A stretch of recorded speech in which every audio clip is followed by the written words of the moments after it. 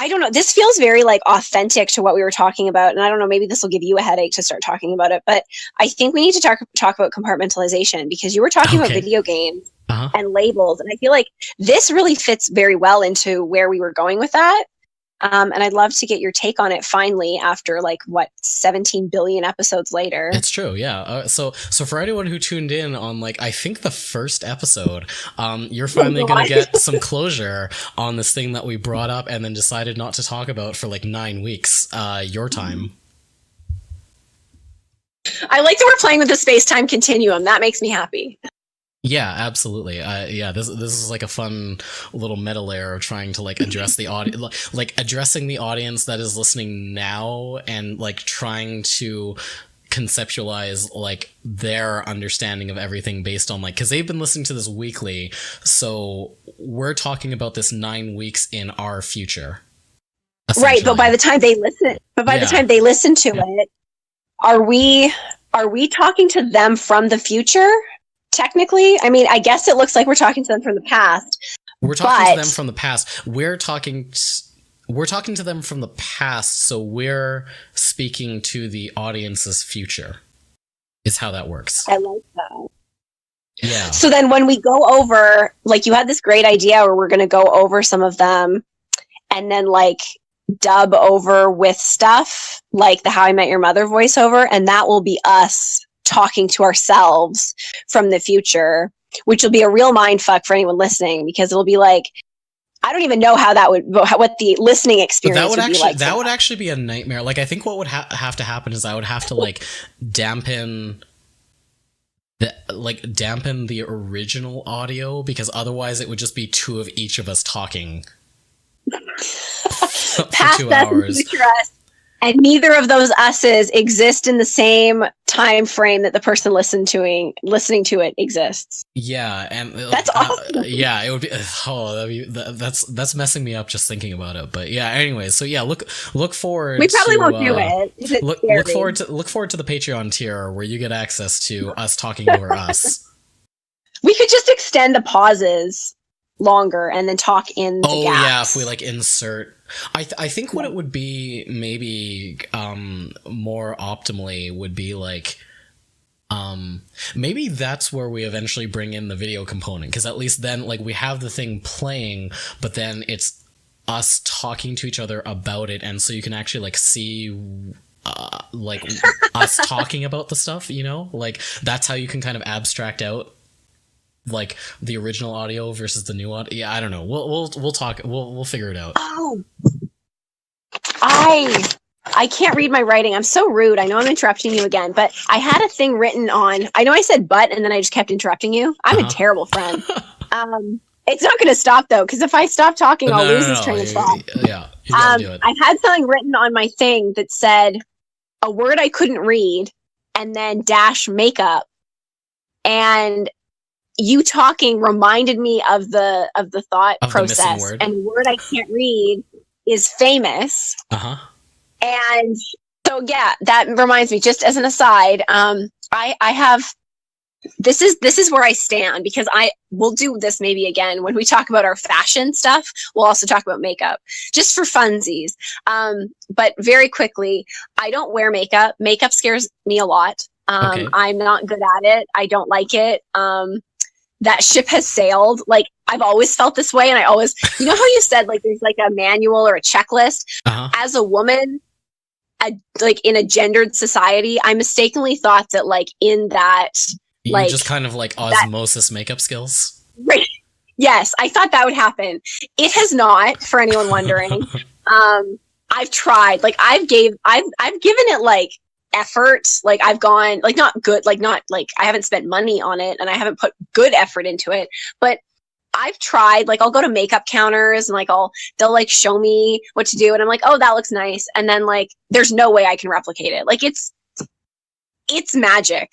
And I don't have magic in me. I'm sorry, I can't do it. It's hard. So I appreciate it. I'm not someone who's anti-makeup. If people like it and it's a thing, if it's a hobby or if it's something that they do for confidence, I don't care why they do it. If they do it and they like it, good for them. Go for it. I'm cheap. That's a big part of it. And makeup is expensive.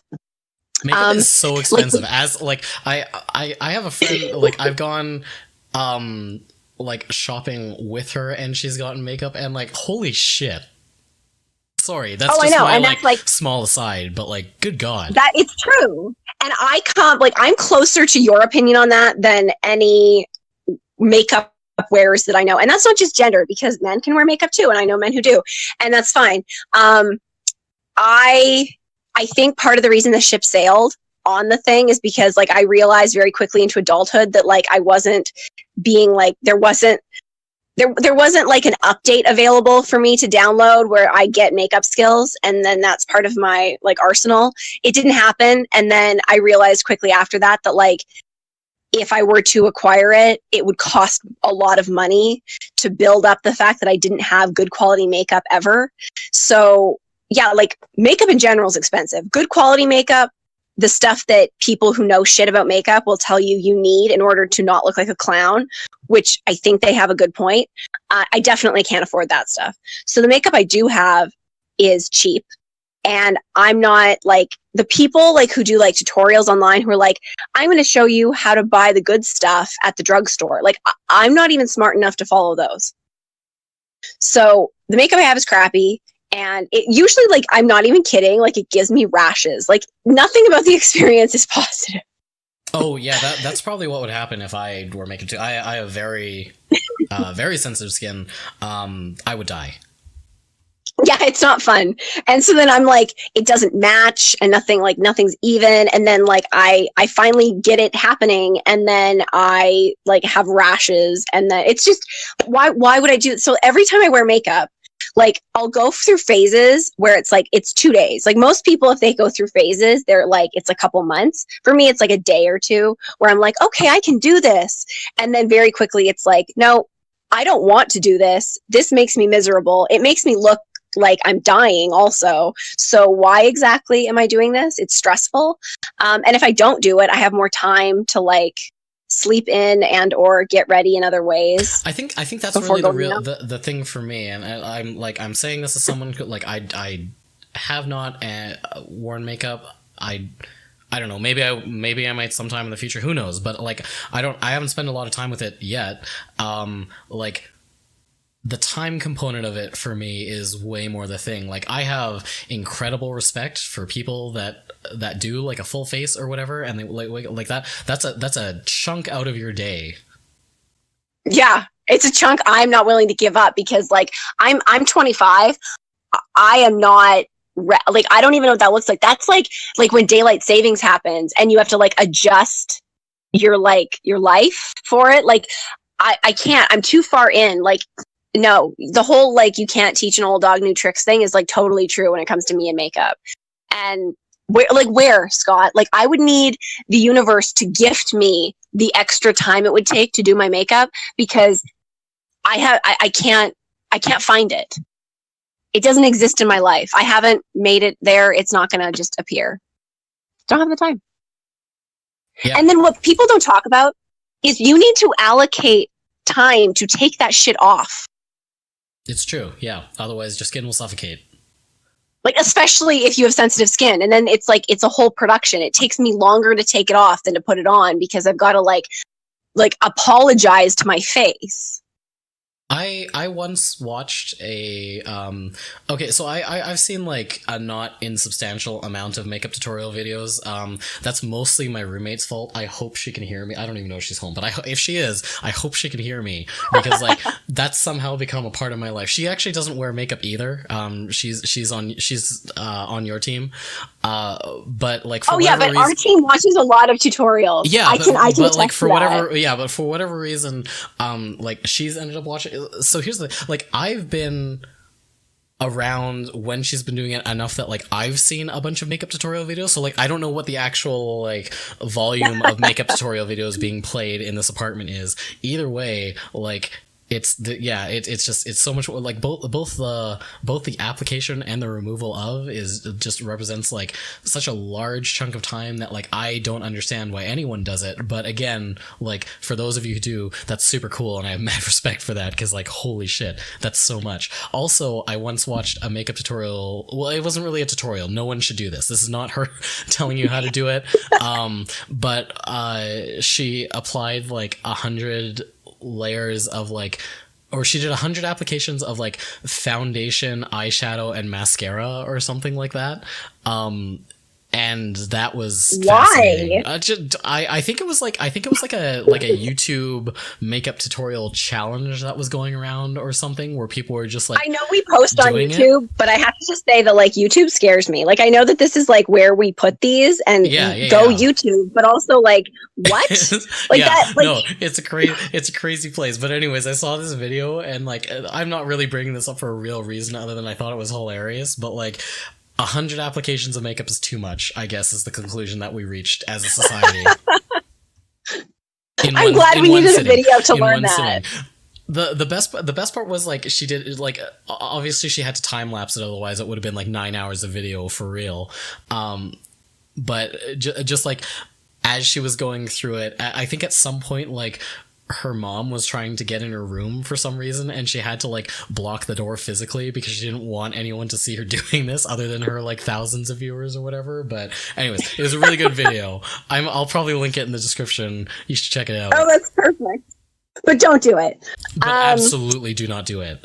I am not advocating for anyone to try that. That's like crazy. You know what's so funny about you mentioned that about your roommate is like I do watch a lot of makeup tutorials. I don't know, like I'm not going to speak for her. Ask her though. I get her input, but the reason I watch so many is because I'm like, maybe there's a part of me that thinks if I watch enough, that will osmosis like the knowledge into me, or maybe I'll just like, I don't know, like if I watch them enough and I sleep on it, then I'll wake up and I'll just be like, I know this. I mean, I don't know what my logic is, or maybe that just like practice makes perfect. And so I think that watching it is practicing, which is not, because then I do it and then I just get mad. And I think that watching them actually makes this whole thing worse because you see people who are at like the top of their game and like able to do it. And then you see it and you're like, oh, I can do that.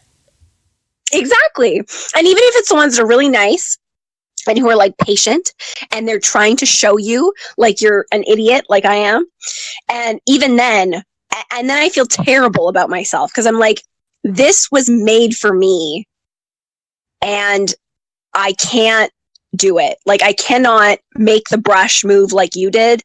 I give up. Like it's magic. I don't get it.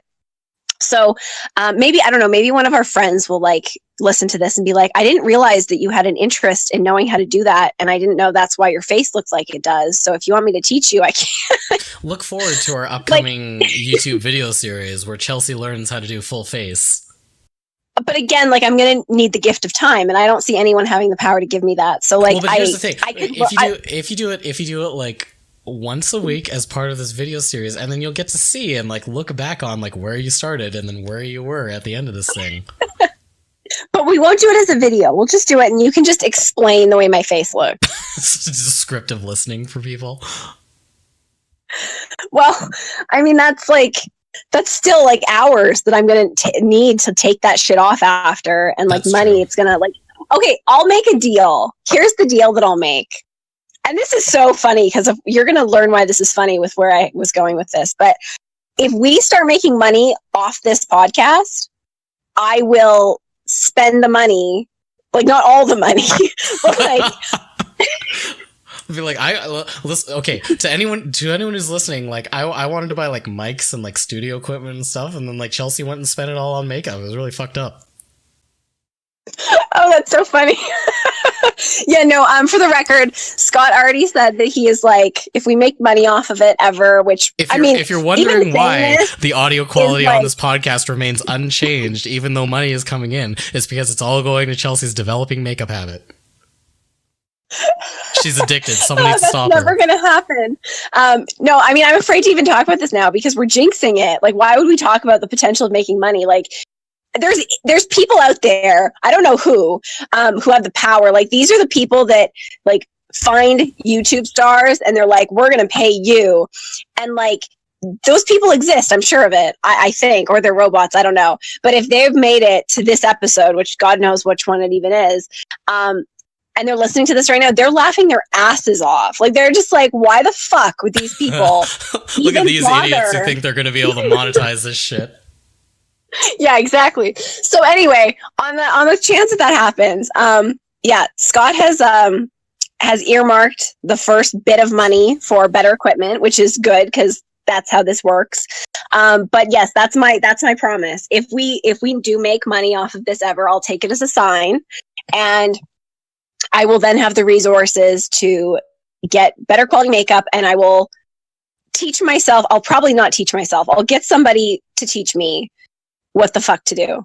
And then maybe, probably not, we'll post pictures. That probably won't happen. This could be a fun game. What if it's like whichever episode is the one that ends up going viral, that's the thing that we have to spend on. So if the fireplace one goes viral, which is still my vote. Oh, I love that. Then you have to buy a really baller fireplace. And then we'll put that in. Me and my roommate will be very happy about that. We'll put that in as like the podcast image instead of the regular like green blue bar or whatever. But I can't, because now that we've started this, after it's been 3 podcasts now, and I just think it's funny if no one ever knows what my fireplace preferences are. And so like I'll have to spend the money on a fireplace I hate just to continue this gag. To continue the bit where no one knows what kind of fireplace you like. Yeah, I don't know who finds that funny. I don't know why we find that so funny. Anyway, like we're taking guesses. Like, let's do that. Like, that'll be the first thing we do on Twitter. Like, we're taking guesses for what Chelsea's fireplace preferences are. I want people to send me actual pictures. That would be awesome. If people are like, Chelsea, is this it? Like, I'm just like really looking forward to the day where like we're over at your place and some like new people come over for some reason, and then they're just like really confused why the fireplace is like so suspiciously like expensive and like out of place among the rest of the house. Hey, why are you assuming the rest of our house is a shithole? No, I'm not saying it's a shithole. I'm just like, they'll go in and they'll look and they'll like, why did they put so much money into the fireplace? Like, are we talking like it goes so viral, we make so much money that I have like diamonds. There's like gold plates in the fireplace. Yeah, and it's like a Tony Stark fireplace. Like, it talks to you. So like, it doesn't matter how nice the rest of the house is. The fireplace is still. It's just like no matter what, people will look at the fireplace and be like, that is obviously where the lion's share of the money went to, was developing this like crazy fireplace. What's up with that? Oh, that's great. Like, I love that. It'll just be one of those, like, you know, like when people have like art hanging in their house or whatever, and they're like, oh, that's so interesting. Like, what's the story behind that? I want your fireplace to be that thing in your house that people like are just like, what's up with the fireplace?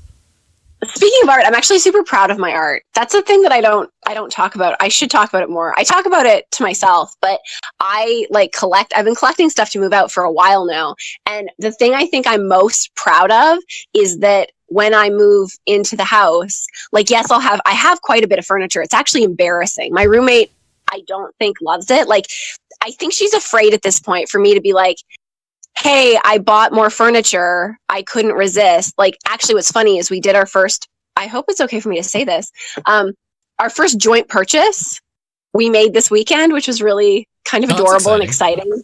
Yeah, so we got a really good deal on dining chairs at Sears. So we just got 2, but they're really nice and they're really comfy and they're fabric covered. So our logic was like, we could use them as like the head of the table, or we could use them like elsewhere in the house. Like, they're very versatile. And it was very hilarious, us coming to the realization that we weren't like just kidding when we were sitting in them. Like, we were like, are you kidding? Like, I'm not kidding. Are you kidding? And I had to be like, listen, I'm not the person to convince us when I don't have a job and we don't have a house. But I have like a china cabinet in my grandma's basement. Like, I'm not the person you should be looking to tell you this is a bad idea. Like, I'm all for buying furniture for the house. So that was exciting. We did that. But I have quite a few. I'm counting 1, 2, 3, 4, 5, 6, 7, 8, 9.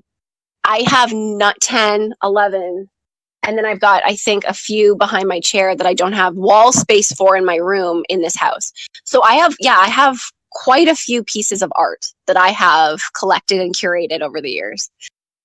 I'm pretty proud of it. Like, it's going to look like we're more cultured and fancy than we are or ever will be, just because I've been collecting art for a while.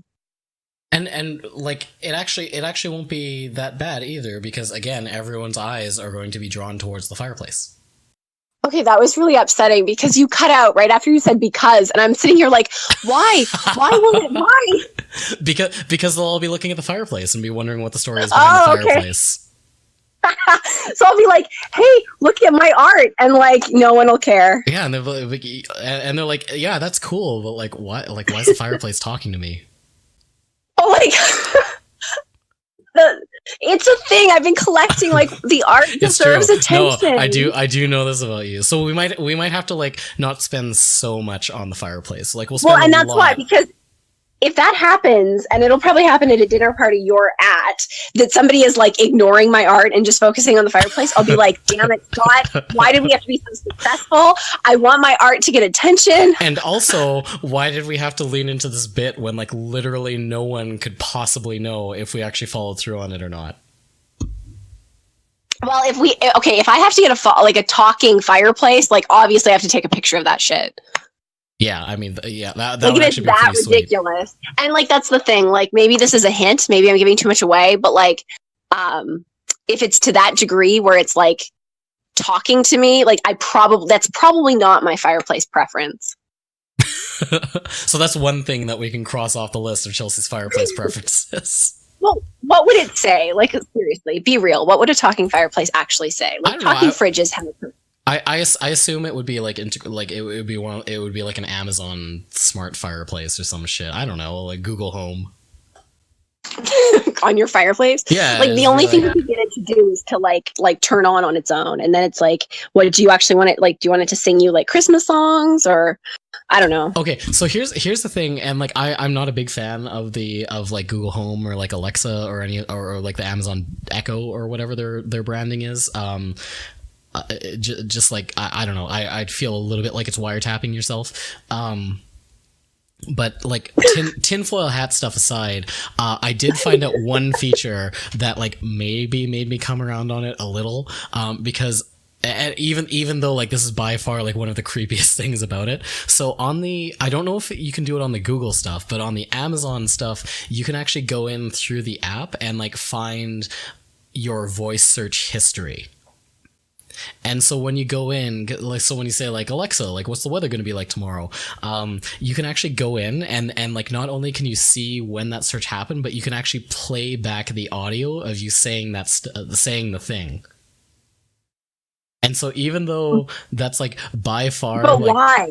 Yeah, well, I like obviously like that information being collected, so like you're probably not the only one that can see it, but that part of it was like made me come around on it a little, because I would like to go back in like 6 months and look at my voice search history and like find the searches of like and just find like whatever stupid bullshit that I asked Amazon like 6 months ago totally out of context. I think that would be really great.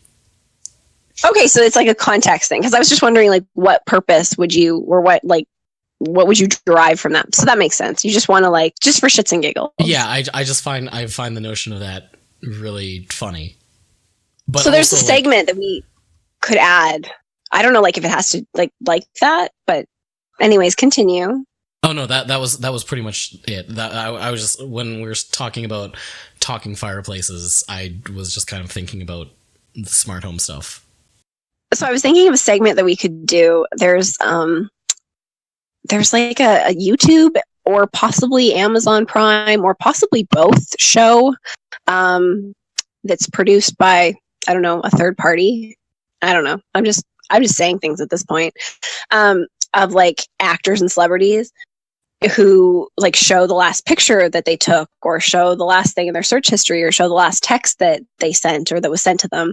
And I mean, we do stupid shit all the time, so that could be funny. Oh yeah, that would be really funny. Yeah, so that was just a thought. All right, yeah, I like that.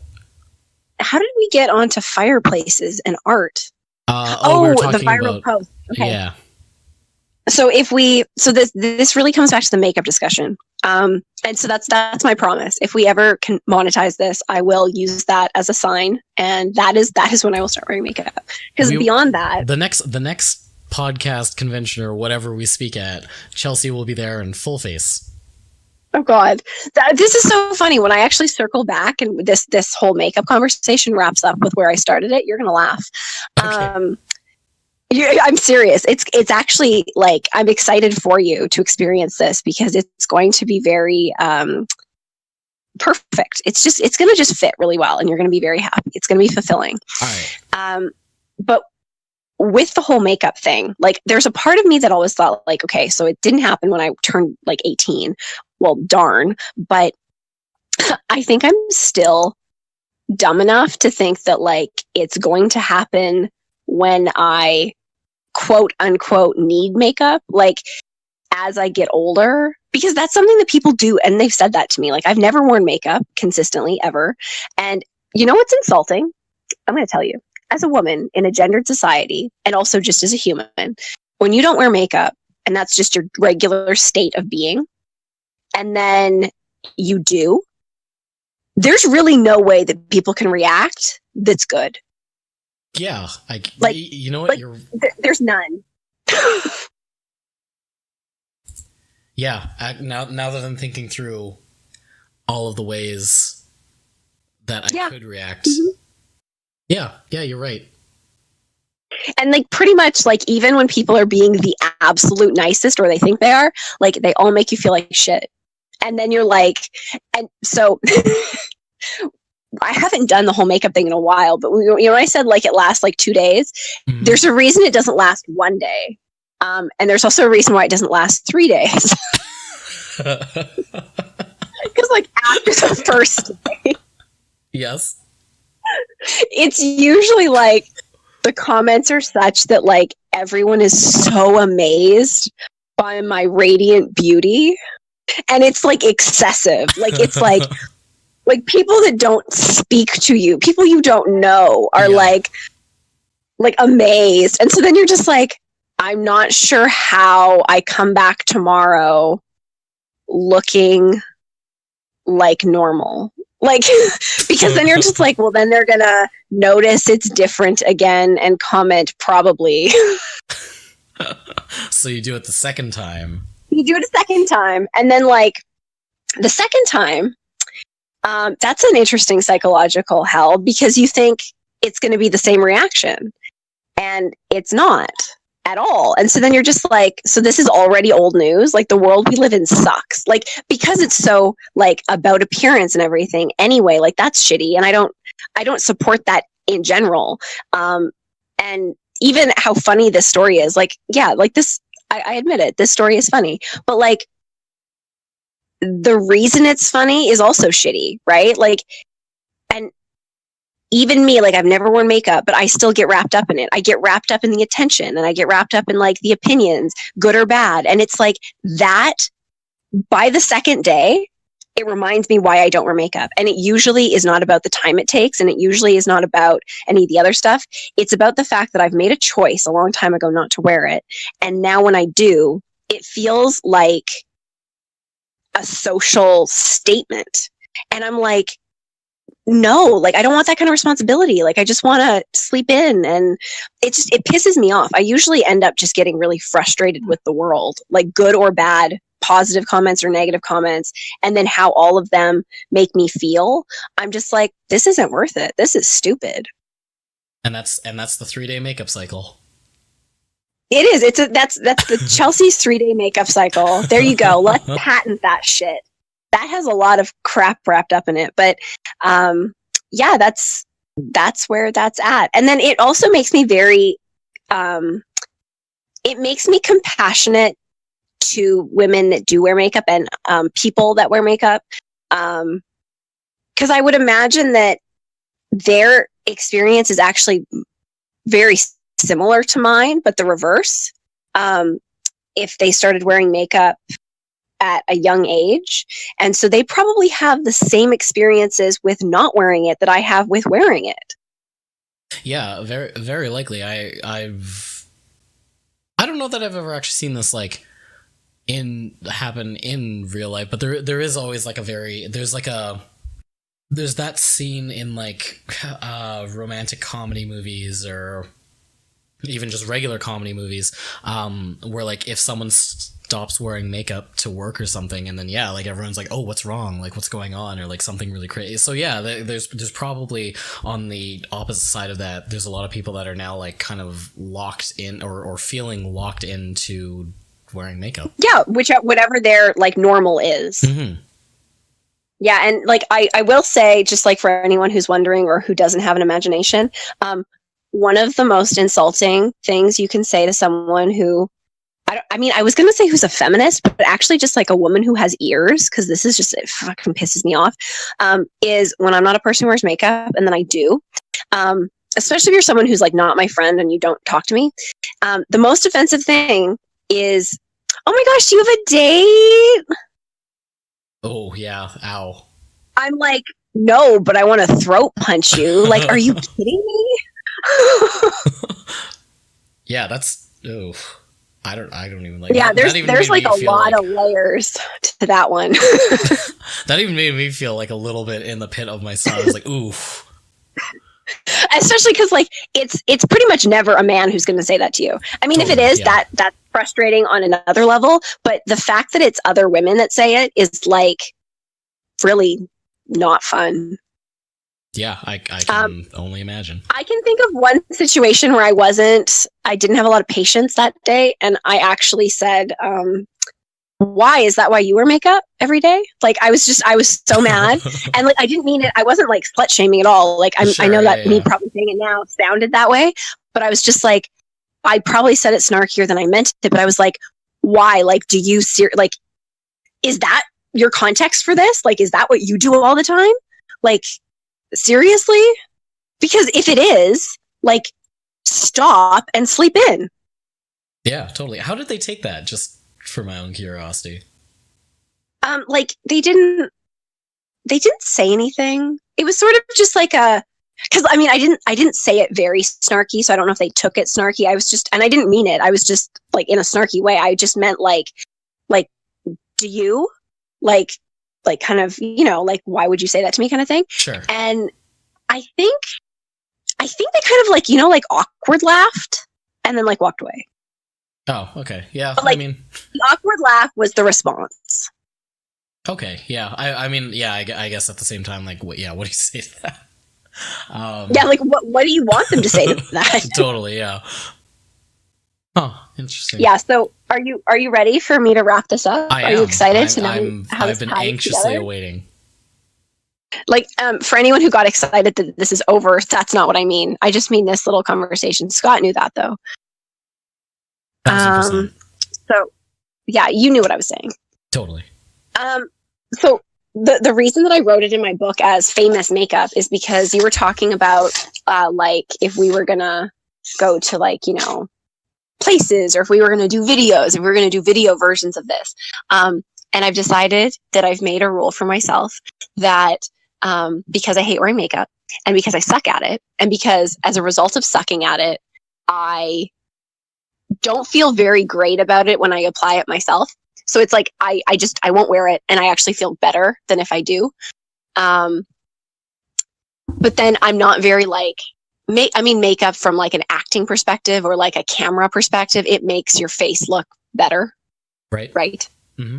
So yeah, I can't do video stuff, and I can't do events of any kind related to this unless we're making enough money that I can get a makeup artist. Okay, that's good to know. And like, it was important enough for me to be like, I should tell Scott this, because we'll put that in the rider. I think that it's a perfect thing, like similar to how we'll know if our fan base is genuine just by virtue of them being our fan base. It's kind of like baked right in. The idea that like, I don't think we'll be in a position to do events like that unless we're making enough money for me to get my makeup done. And if we are, they're not good enough for me. Yeah, all right. That sounded terrible. I can get by that. But yeah, like that's my rider. Yeah. Like Okay. I need someone to make my face look good. I really want to be in a situation. Okay, my like ideal. You just want to be in a situation to be like, sure, here's our rider. Yeah. Also, that would be tremendous. No, I was more thinking. I think it would be really funny if we got into a situation where, like, did you ever see when Steve Colbert spoke at the like White House dinner for Bush? And like, No. okay, so it was when he was doing the Colbert Show, and he got brought on, and like he satirizes like the like right wing like Fox newscaster or whatever. So when he got tapped for that dinner, the White House Correspondents' Dinner, I think it was, everyone was like, whoever hired him like didn't understand who he is and like what his act is, and it was incredible. It was the best thing ever. That's really like optimally what I want for this podcast, is for someone to like for whatever reason, like we get enough momentum behind us that we get hired to, or we end up speaking somewhere that like didn't understand what they were getting into, and so we're just kind of like up there doing our thing, and like no one understands what is going on. That's my like ideal. You know, that's like the only possible way that happens, because like Oh yeah, absolutely. we That would don't, like trick some. nobody wouldn't, like, tricking people into bringing us anywhere is the only way we get anywhere. Yeah, and I figure if we manage to make that happen once, then everyone else will be like, well, these guys got hired, so we'll bring them out, and then that's how we like trip into That's like our some entrance. speaker It's circuit. just like sneaking in. Yeah, if like once we get like that first one is the hardest, and then after that we just like everyone looks at it and like, oh, these guys got hired already, and then we get brought into other stuff. That like kind of sort of happened to Brene Brown, but not really. Like, she actually tells a really great story in The Power of Vulnerability, which I forgot to bring up before when we were talking about like hobbies and activities and them being like genuine. I think I'm like, this is going to be the shortest thing, this specific part that I've said about anything ever, but just as like an aside to anyone who that like spoke to, Brene Brown is a great person to listen to for that.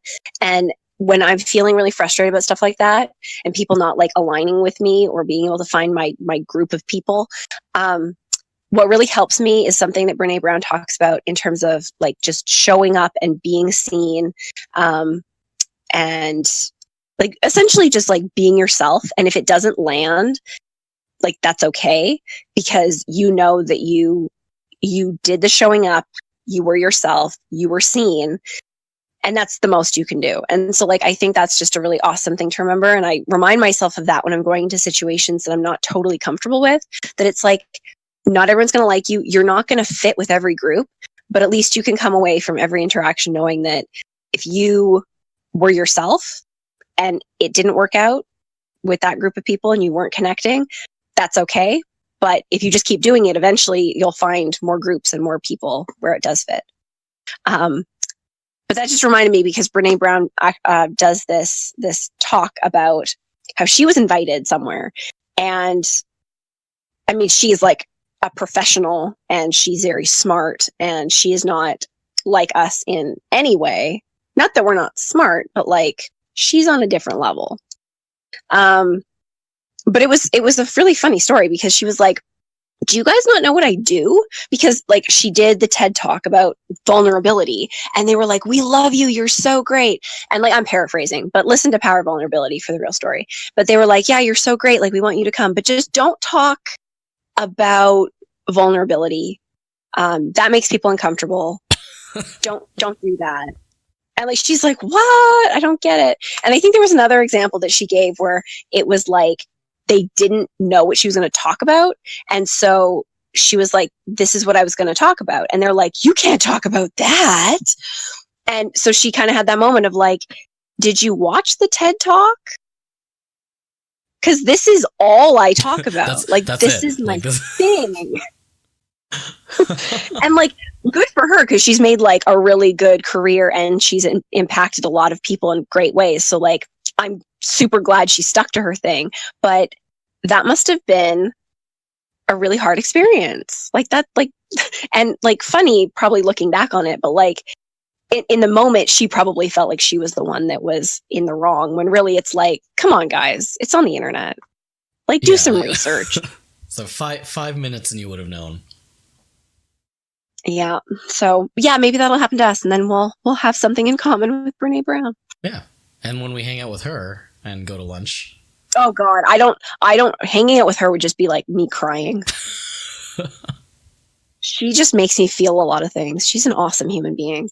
And like, she's someone who, she's not like a celebrity in the traditional sense. Like, I actually feel like I can say she's an amazing human being. And I feel like that's pretty authentic because of the work that she does and the things that she says and the research she's done for the world. It's awesome. She's super cool. Are you familiar with her? Like, I knew the name and I knew only when I TED babble Talk, about her. But then I did look her up once you talked about her, so I have like a slightly better understanding now. Yeah, she's awesome. So we'll link her TED Talk in the thing. Okay, so I'm really sorry about that. You were talking to me about compartmentalization, which I'm sure that you could use this as we started talking about compartmentalization, and then I interrupted you. No, so, I like we somehow got here. You could probably open with, I compartmentalize how Chelsea interrupts me as a way to stay friends with her. Well, I was actually going to ask, like, what interested you about compartmentalization enough that you wanted to follow up on it when I kind of that like joked. We fought this hard to talk about it. Yeah, well, that, and also like my thing was I kind of mentioned it offhand as part of another point that I was making. So what about it provoked something in you to bring it up? So what interested me is how you kind of really offhandedly said it, like you said you identified by it, and that interested me because I have always looked at it very negatively, and I've always had a lot of negative connotations around it. And I've only recently realized that just might be a vocabulary miscommunication where I define it in a way that maybe other people don't. And I'm just interested in how you perceive it and what you meant by, like, I think the way you said it was that you're almost proud of the fact that you're so good at it, and it's something that you've potentially like worked on. And I think that it really struck me because and not to say like that this is about you, but in everything I think about it and the people that I associate it with, it's something that I wouldn't want to work on, or I wouldn't want people to work on. So I don't think that we're on the same page about it. And I just wanted you to clarify. I think it would be a good discussion. Yeah. And it'll probably last another 2 hours. Absolutely. Yeah. So it was funny because like, I think I made a joke somewhere in the group chat about, I was kind of like, well, I hope you enjoy these because they only get longer from here. And they only have like actually for real. I find this really funny, but, anyways, yeah, with compartmentalization, I guess, so what we were talking about, if I recall correctly, was I was talking about horror movies and video games and stuff like that, and I think in doing so, yeah, I made some sort of offhand remark about how I compartmentalize really well or something like that. And so I think like when I think about compartmentalization, I guess the way that I'm approaching it is that like I in watching horror movies and I guess even in general, like I watch movies with and play video games with content that like that people can find objectionable or something that they don't themselves necessarily want to see or interact with or anything like that. And I think that's a totally fair thing, and people are absolutely entitled to control kind of what they are exposed to and how and stuff like that. And for me, it was just always like and I think this is rooted in how I interact with my content and with my media and stuff like that, is like I always want to find new stuff, and that's what I find interesting in everything, and in doing so, or like in that pursuit, I often come across stuff that like maybe I'm not super comfortable with, or something that I hadn't necessarily thought about to process.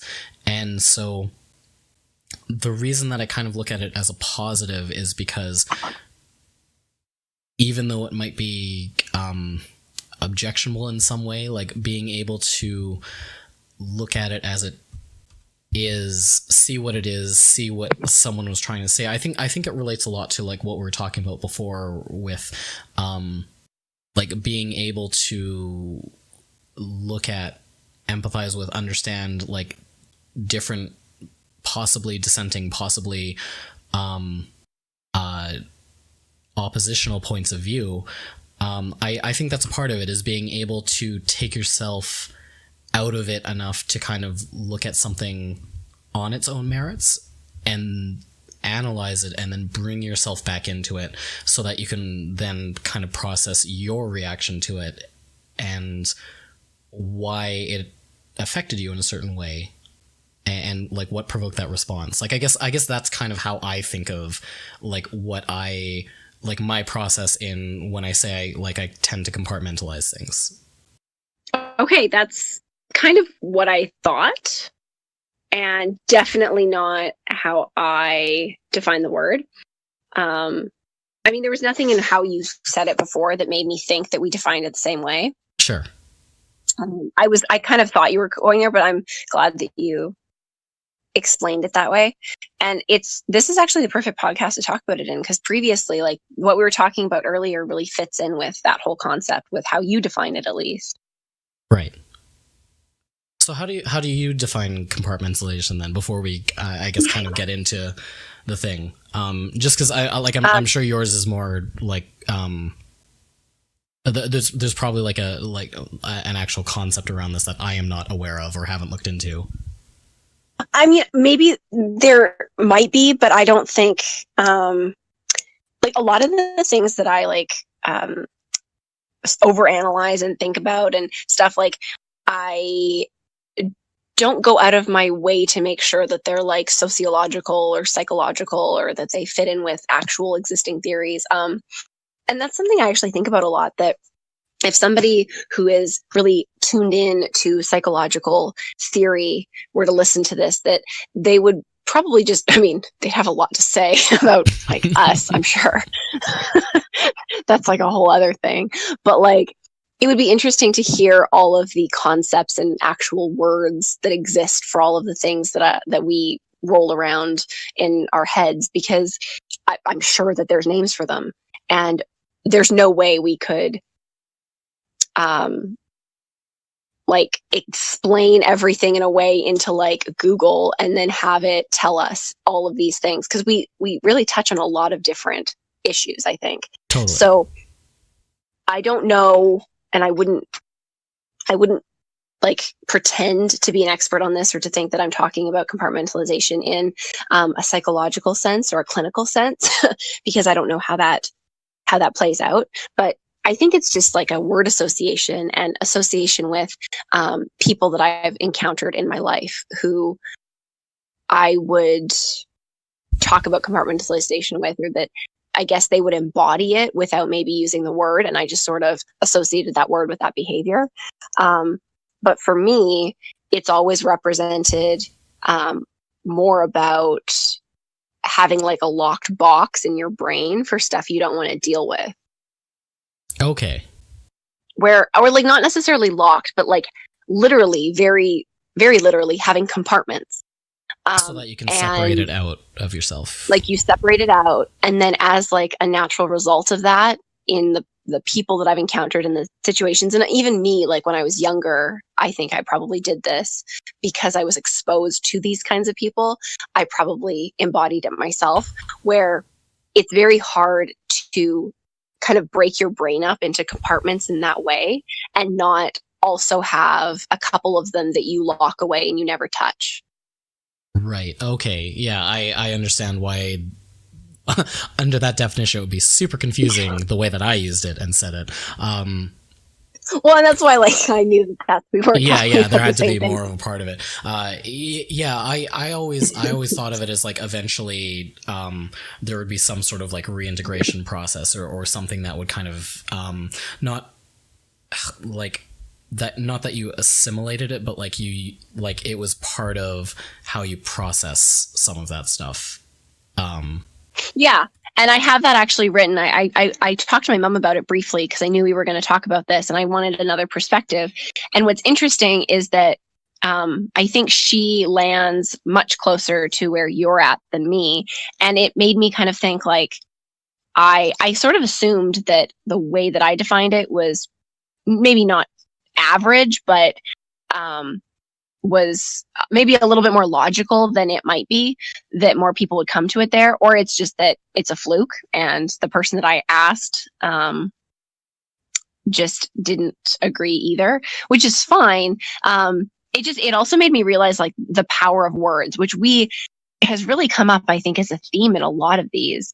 And this is a tangible example of, this is like proof positive that it's important to understand what people mean when they say a word, and that just saying a word doesn't mean you can then go into a conversation about it, because you might be on totally different topics or definitions. So we've just exemplified what that looks like. Yeah. But we've also talked it out, and we have understood each other's viewpoint. So again, we're not perfect, but that's what that looks like. No. That's cool. And now we brought up this thing that we talked about for 15 minutes that we've been like talking about for 9 episodes. So that was pretty cool. And I think that I was going to ask you, because I wrote a note while you were explaining your definition of it, because the way that the notes that I took after I talked to my mom about it was that she defines it more as prioritizing. And I thought that was an interesting way to look at it, similar to kind of how you looked at it, where kind of work and home came up, like the different personas that we have in different environments and what's appropriate where, and the ability to kind of be more efficient as a result of putting stuff kind of to the side, and then putting other stuff to the side so you can then come to that.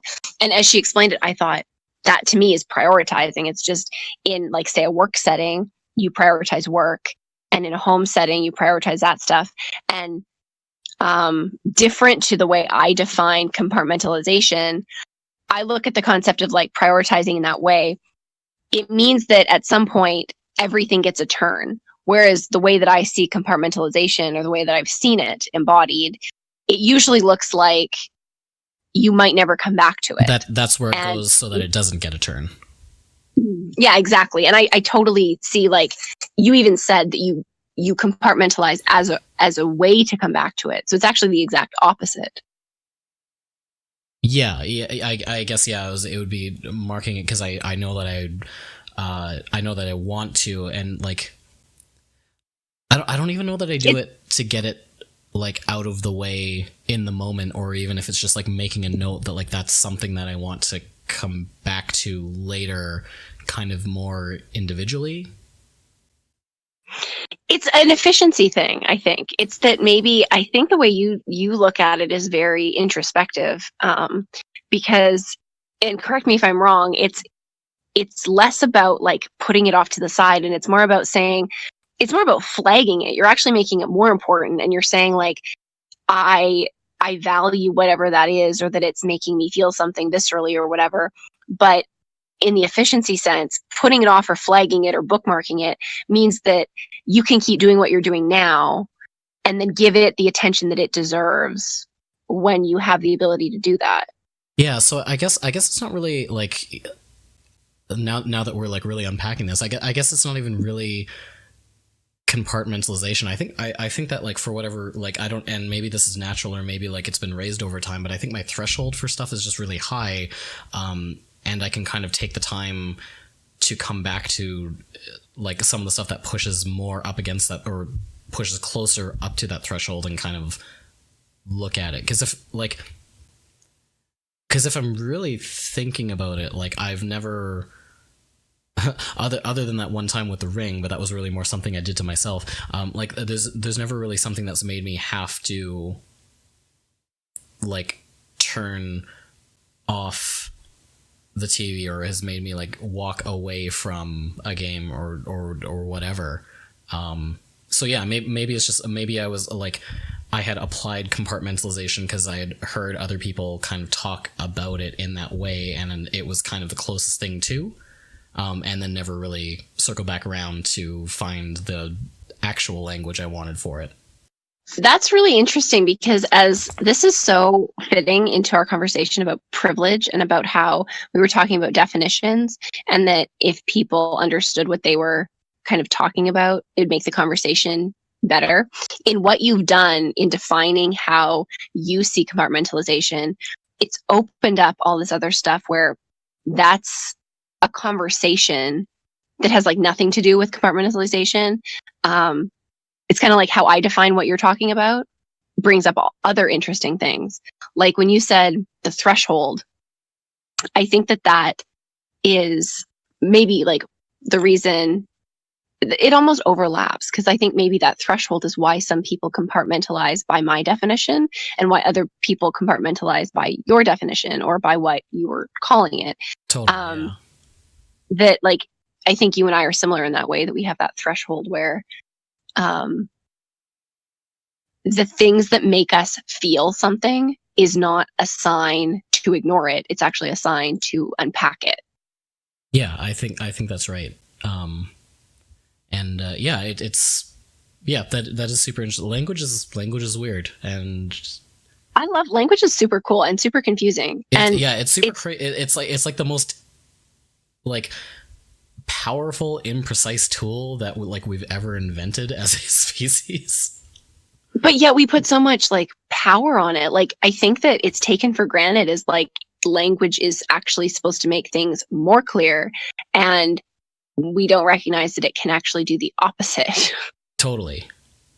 Yeah, it's really crazy. This like small thing is a really good example, but like it's a really good example of how like powerful it is. And if this is something that's small and maybe not like it's an important discussion, but it's not like relevant, or it's not like a life or death kind of thing, and it's not super like neither of us is super fired up about it. If this is such a big example of how that can unravel, it puts it into perspective, all these big issues that are super important right now in the world, like how language plays a role in that.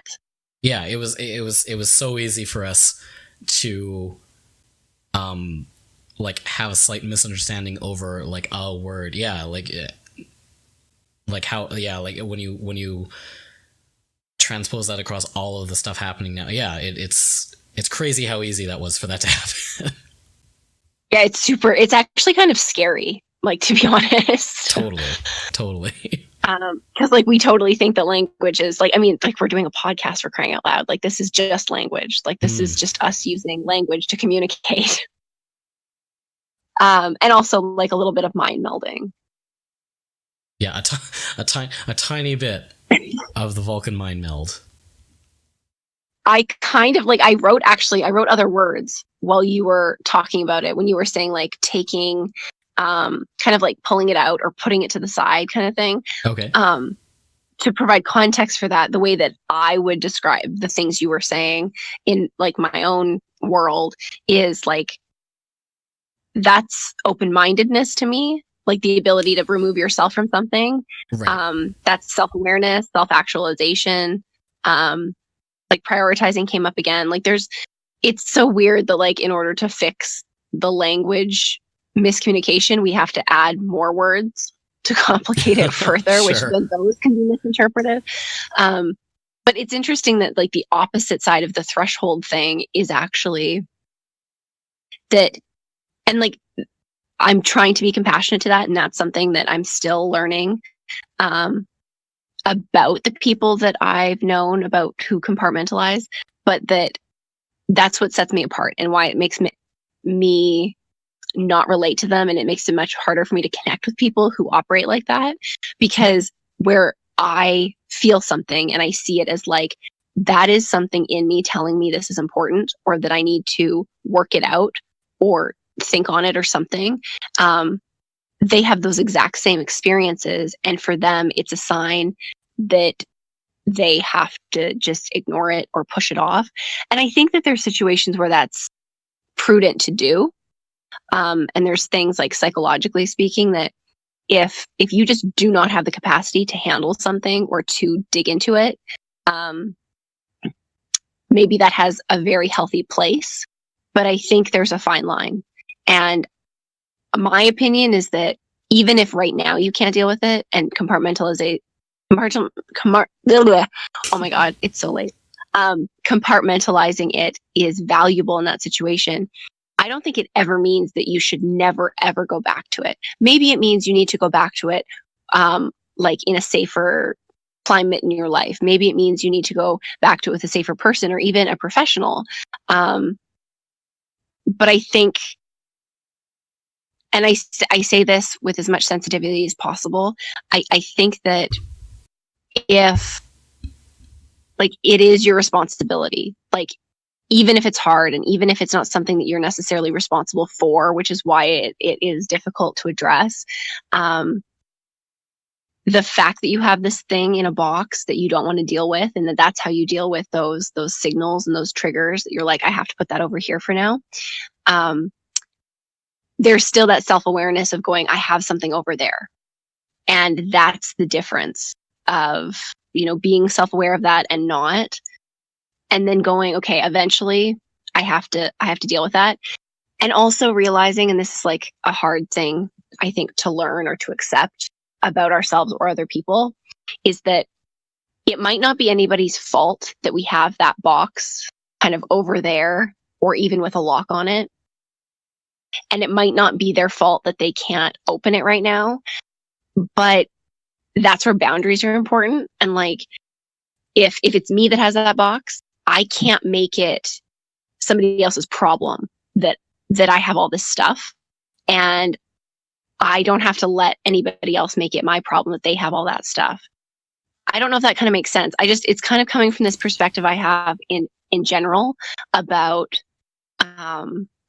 any relationship with two human beings. If it's parents and children, if it's friends, if it's partners, whatever it might be.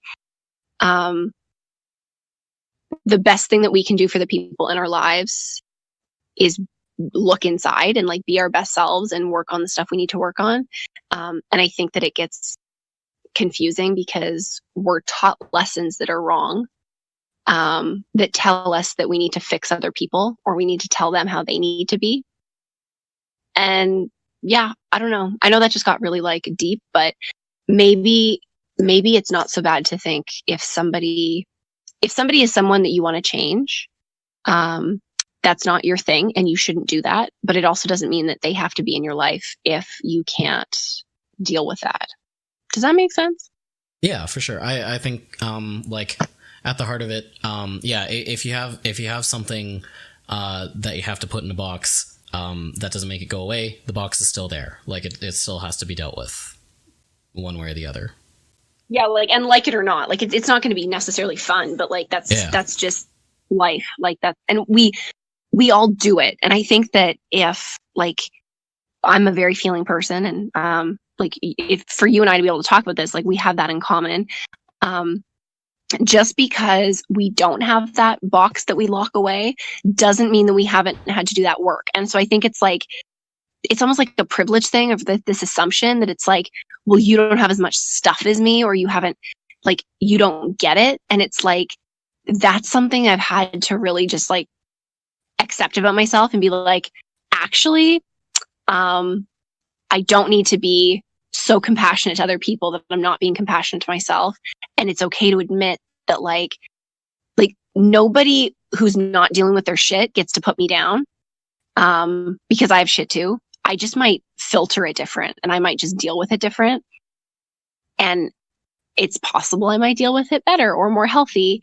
And it's kind of fucked up that like it took me pretty much my whole life to realize that I was being shamed because I was doing something in a very healthy way. And I thought that I was actually doing it wrong. That's really interesting. I don't know if it's something that like I want, like, I'm going to elaborate on. I just think, yeah, that's like a really cool thing to realize or to come to, at least, and maybe something that I should try and take into my life. But yeah. Well, those are just my brain thoughts on that. So sorry that got so deep, but no, that's fine. It's something I spent a lot that's of apparently this what this podcast about. is for. So we really like, for anyone who was willing to listen, like, it became a very different thing very quickly. And yeah, and now we're here. Like, to go from episode 1 to like this one, that would give you whiplash. Yeah, that's such a, like, we don't recommend that. No, don't. Yeah, definitely don't. If you made it this far, like, that in itself is pretty crazy. But like, to go from episode 1 right to like, if you like watched this episode and thought, hey, this is kind of interesting, maybe I should like start from the beginning. Like, God go with you, because man, nothing is gonna make sense about that process or that like swing experience. No, it's not gonna be good. I have 3 things written down that I want to say, and I'm wondering if I can say them in like 5 minutes. Probably not. 2 minutes. Let's see what happens. Definitely let's go for it. I'm going to do rapid fire here, okay? So then I'm just going to... We're going to try the word association. All right. Okay. I'm ready. Just a quick plug. This is one of the things I have written down. I keep forgetting to mention it, but you and I have talked a lot about how we don't want to self-promote. So maybe we have mentioned it, I don't know. But seriously, if you've made it this far and you're listening and you like, I don't know, 5 minutes of the many hours that is each episode, and you feel inclined to share it, then please do. That's kind of where I think we both stand on that, because we're not in the business of promoting this ourselves. And as you can tell by how we keep saying how you shouldn't listen to this, that should be evident. And, anything you want to add on that? And if you have any suggestions on how we should go about doing that, definitely let us know at thoughts@continuouschaos.ca or leave a comment in the video. You're really good at saying that, like that spiel. It sounds very professional. Yeah, and that's actually what reminded me that I don't want to just ask people to talk just to us. I want to encourage people that if you are going to take the time and energy to email us at thoughts@continuouschaos, or tweet us, then like share it with your friends. Tell a person that you think would benefit from listening to us babble, so that eventually, hopefully, this expands beyond the 5 people that we know. Yeah, actually, like the coolest thing that could happen with this podcast, beyond just the act of making it, is knowing and all the other lists of cool things that we've made. Yeah, is like knowing that this somehow got out into the wild. Mm-hmm. I think that would be really awesome. Definitely. If like a stranger, like somebody that I don't know, like I want to be able to have like to check our email and to be like, I don't know this person. Scott, do you know this person? Like that would be really awesome. That would be beyond rad. Super cool. You would be our first official best friend as a result of Continuous Chaos. Okay, next thing. This is so divorced from everything we're talking about, but we've managed to talk about Crystalia for like 3 episodes now, so I'm just going to continue. Not a big thing. Literally just like stumbled upon his Twitter, I stumbled upon Whitney Cummings' Twitter, and she tweeted to him, and then it devolved. It was bad. So then I was on his Twitter, and I just realized how much I missed the both of them, like on my like TV screen and in my life. And then I kind of realized, like, because I think the way that we talk on this, like, of course I got to, what if we could be their friends? And then I realized, like, I don't know if I want to, because you're walking it back now. After talking about like him and her enough already, like they kind of scare me. Like Whitney Cummings, I think, is amazing, but like they're both. I mean, I think Chris is amazing too, but he scares me more, which is why I separated them that way. They're really funny people. Like they're probably 2 of the people in the world who I find the funniest. And I appreciate that they're not like funny in a mean way. And I like that they understand the difference between being an asshole and being funny. Like, I really respect that. But with that said, like, they're cool. Like, I just see them as like cool people, and I'm like not. And I just feel like they would find a way to like make fun of me. Like, they'd actually, I've literally given them 7 episodes of reasons and ways to make fun of me, so they probably would. But yeah, they just, I don't know, don't they like scare you at all? It would scare me that they would know things about me and then they would like make jokes about it, but they would also be the best thing ever. Yeah, also, I think that's more what I would be focused on, is like if they found our shit and like put enough effort into it to like bespoke, like as professional comedians, bespoke crafting like a savage burn on us, like that would be amazing. Like I think that's why like I like the idea. I like roasts a lot. Okay. And I think it's that because it's like, yeah, they're saying something like super mean about you, but like they did real work and research into you as a person to like find you're doing the thing. It with respect. Yeah, like that they had to find something to like really go in on you, right? And so I think that's more to the side that I would fall to, where I'd be like, oh holy shit, you noticed that thing about me that I am very sensitive about. Okay, but like like, even if you say that, and I'm trying to be like, I understand what you're saying, I stepped outside of this podcast for like 2 seconds there, and I realized who I am, and like all the stuff we talked about previously about how I'm like highly emotional and an INFJ, and like I don't like nice things being said about me. Like the whole, I don't like not nice things being said about me also on the same level. So like I was with you until you just made that very like graphic word picture of like, okay, so here's the deal. Like, you dug in and you found something that like really gets me where it hurts. Like I'm like, it's that part that I'm like, I can't do that. Well, no. here's the thing, Chris and Whitney, friends of the podcast. When you're on, you only make fun of me and not Chelsea. I mean, like, you can make fun of me to like a degree, but just like understand that I'm like, I'm way stronger than I seem sometimes, and also way more vulnerable at the same time. I'm a mystery wrapped in another mystery. Like, it's just very confusing.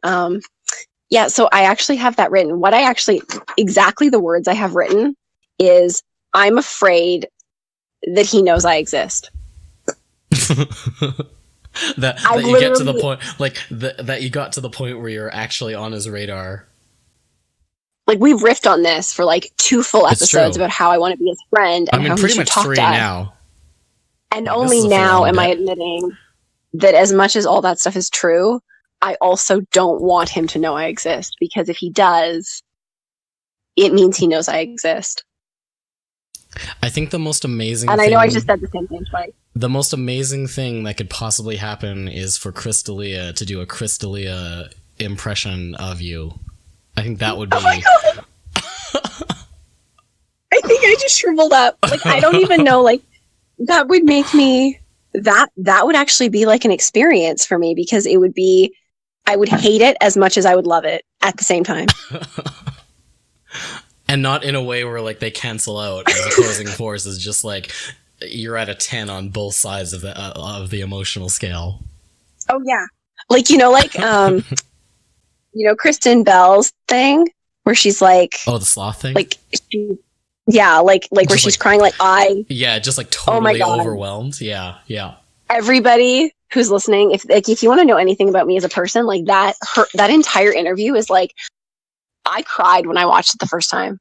I'm not kidding, because I was like, which is ironic because of what it was about. But like, I did, when she started talking about how she like the levels to which she like emotes, I was like, oh my God, she feels my soul. Like, it was so powerful. And like the way that she cries about that sloth, like I'm not kidding. Like sometimes it's like a real thing where like I'm really sad and I cry like that. And then sometimes it's like Tuesday and I saw a bunny rabbit and like it's the same amount of emotion.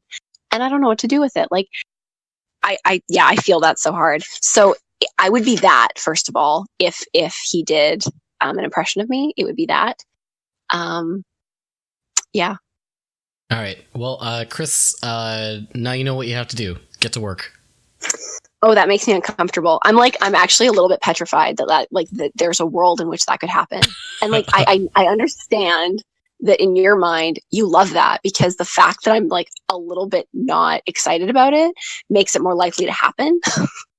But like, I'm actually like, I think I might hate that. I think I hope he never, I don't want him to know I exist because that would be scary and dangerous for me. Yeah. But you would enjoy it a lot. Yeah, absolutely. I would. Okay. And like, I want good things for you, Scott. Yeah, I do. Okay, so like, I want Chris to do a Chelsea impression, and then I guess that leaves Whitney to do an impression of me. I mean, I guess that would be fun for me. Like, I think that's the only way that's fair, right? I mean, it's, you know what? Now that I think about it, it's possible that like, if given the choice, like gun to my head, like I would probably still choose Chris over Whitney because I don't know. I feel like she could get me where it hurts like more, and also like in a way that's less funny to me. Whereas like I could compartmentalize successfully enough that like Chris could do it in a way I could laugh. Right. Do you like what I did there? I did. Full circle. Yeah. So, and now because it's so full circle, I want to talk about, I need your counsel on this because you just said something that just blew my mind. Okay. When you were talking about movies in terms of compartmentalizing, and how like, I never looked at it that way because when I watch media, that's actually like a place that I go to learn about, like with How I Met Your Mother. I think that's why it affects me so much, is because it speaks to the way that I interpret my feelings. And I'm also very like universe, spirituality, all that, like TED crap, like that. On a good day, that speaks to me. On a bad day, I think he's an idiot. So there's that.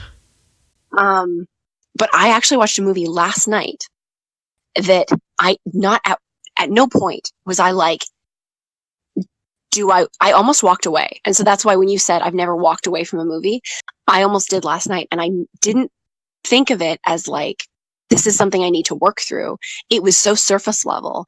And so I kind of want your feedback on that. Interesting. Okay. Have you seen? Yeah, that's my first question. What movie were you watching?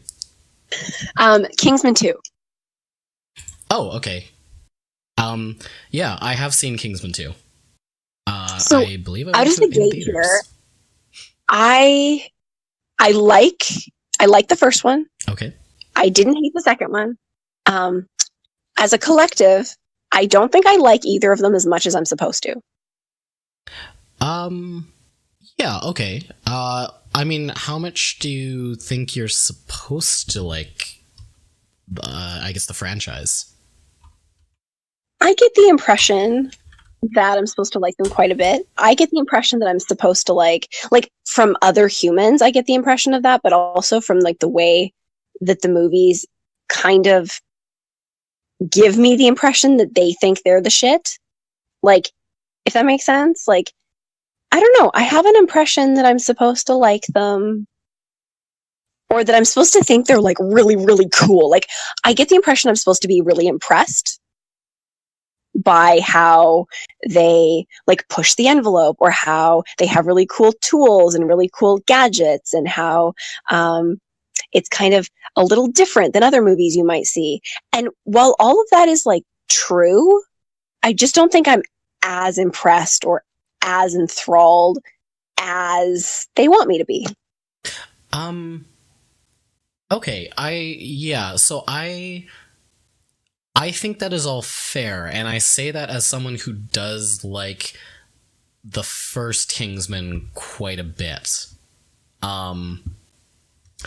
I think that like, I think I'm more forgiving of the first movie now with both of those movies out, because it was kind of like it was the first one there, and like I think for all the reasons that you said, like it kind of leaned into all of the like kind of James Bond dumb action movie stuff, but it did it with sort of a wink and a smile. Like it did, it also did a lot of like really weird stuff, that kind of played against type, from a very fundamental level. Like even casting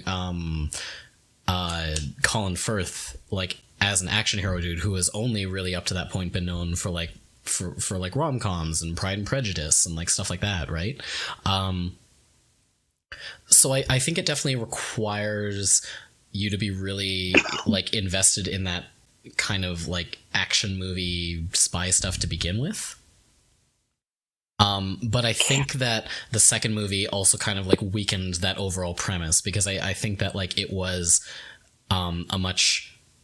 it wasn't as good as the first one, and it was kind of trying to do all of those things without any of the kind of the spirit of that first movie of being like weird and interesting and stuff. It was sort of the same thing that happened to like we've been talking about with all this other stuff, like with hipsters and whatever. Like it feels like the very cashed in, like phoned in version of like what was originally like a really quirky, weird movie. I agree. And I think that like I literally just watched it last night for the first time. Right. And so it's still very fresh. And like, I actually, I really like the first one. And because it's so fresh, I will admit that I think that the second one and my feelings about it made me like the first one less, which isn't really fair and doesn't really make any sense. So with that logic, I'm going to try not to like let it bleed into the first one.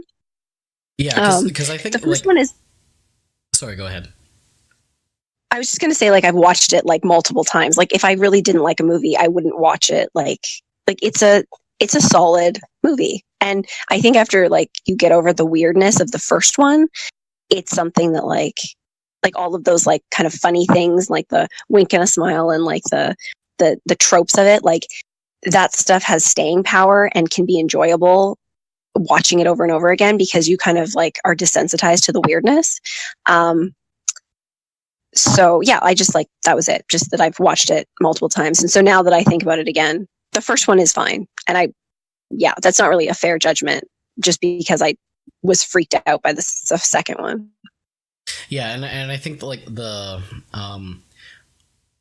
I think it is fair to say like a bad entry in something can sour the franchise, like whether that's kind of permanent or just for that movie. Like I'll say if they announce a third Kingsman movie, and they probably will, like I'll be walking into it a lot less excited than I was coming off of the first movie and walking into the Golden Circle. Yeah, that makes sense. I think that like for me, like I really enjoyed the first movie, and so it kind of stands on its own.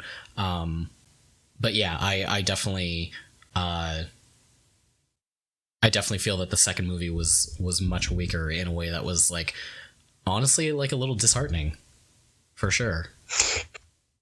It definitely was. Like I think that I now having finished watch the second one, I'm like judging the first one much in the same way that like I had higher expectations for the second one before watching it because I liked the first one. So it's like they kind of play off each other in a way that could either help or hurt them.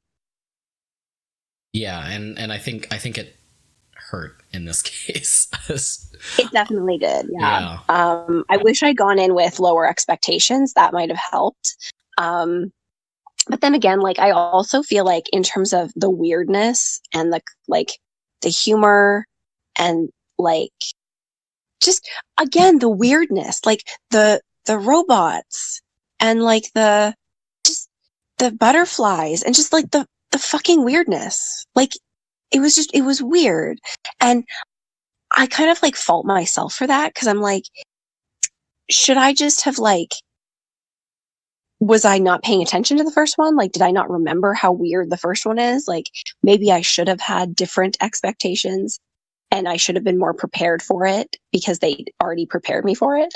The first movie, the only time I think there was really like a similar incident was at the end when everyone's heads were exploding, and there was that like musical sequence, if you recall. Yes. And even that, like, it was, again, like, that was weird the first time I watched it. But that, I can't think of any examples, but I feel like that's something that you could have seen in another movie, like little parts of it here and there, and it just put together. Having everything happen the way it didn't feel that strange. I had somewhere to put it. I think the second movie felt like it was kind of it was trying to force it too much. Like it was trying to be like they were putting in a lot of like weird visuals and stuff just so that there would be that moment where people would come out of the theaters being like, oh, that was kind of like a weird that was a weird thing, right?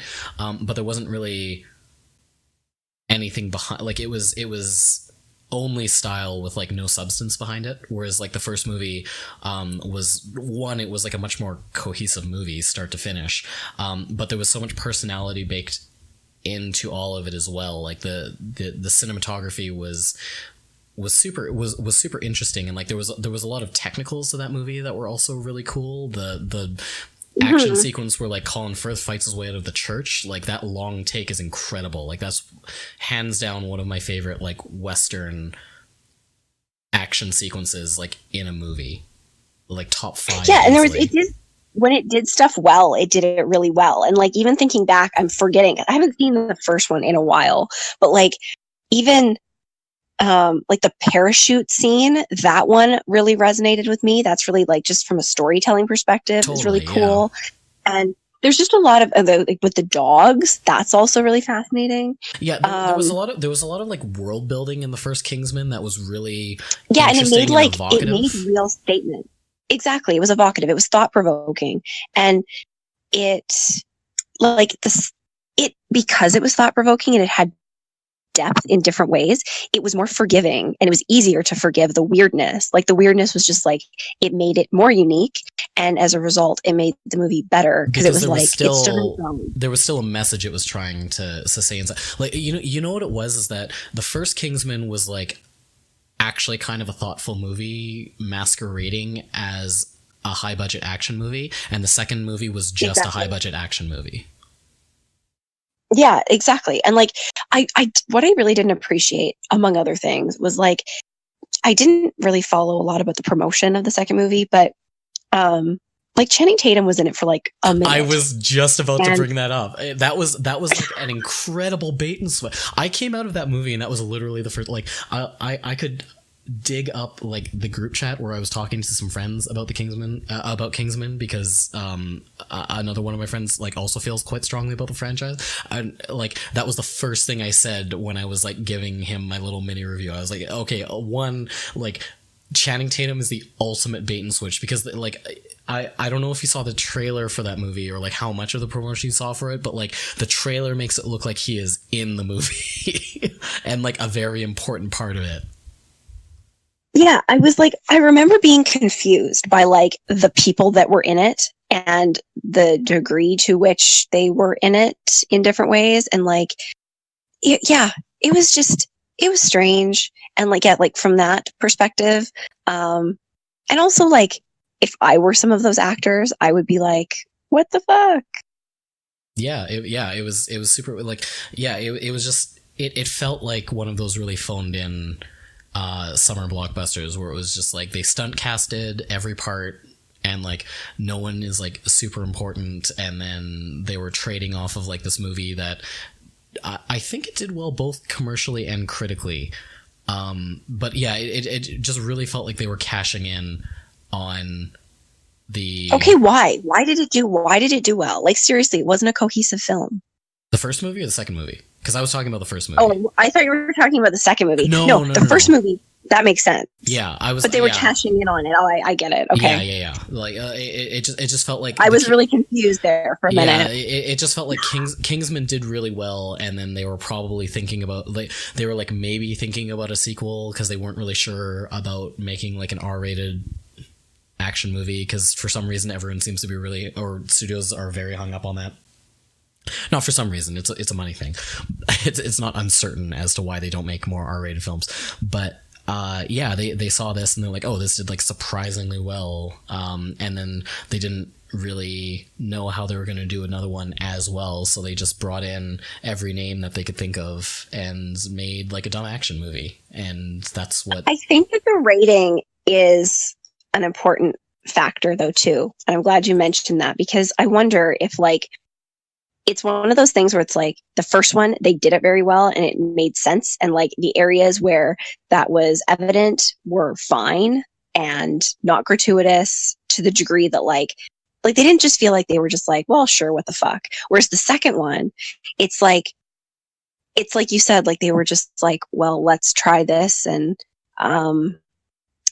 like just because you can do stuff doesn't always mean that you should. Totally, yeah, and that was the whole thing. Like I love Julianne Moore. She is an incredibly talented actor. She is in some like great stuff. I love her to death. Like her character in this movie, like it felt very representative of the film, where it was just like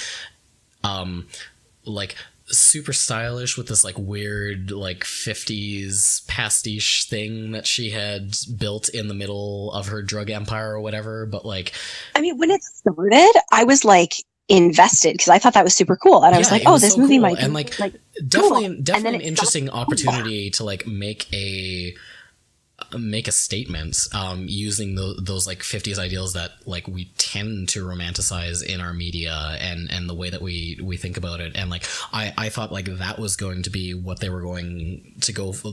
That was their angle on the second movie, in the same way that like in the first movie it was a very like classist message that they were getting at, and then they just nothing, like it was just an aesthetic, like it was just it was like a missed opportunity.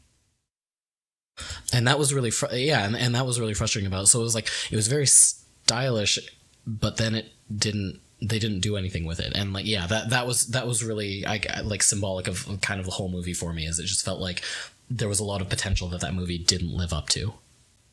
And the only reason we felt that way going in was because the first one, like you said, was a thought-provoking movie, and so and for us to make that assumption is fair, because we were kind of set up for that like you realize how thought-provoking the first one is by the time you get to the end.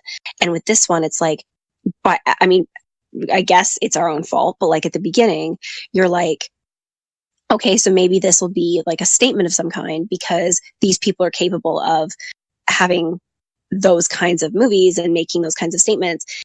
And then they just don't. And it kind of like, it shocks me because it doesn't feel like a sequel, because it feels like a completely different feel of a movie.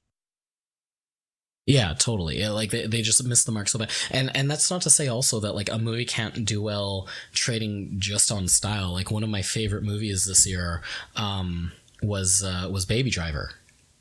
And like that movie was so close to being like a 10 out of 10 movie for me. Like I would have instantly slotted it in my top 5, trading almost exclusively on its style and character moments, and not so much on like a statement it was or wasn't trying to make or anything like that.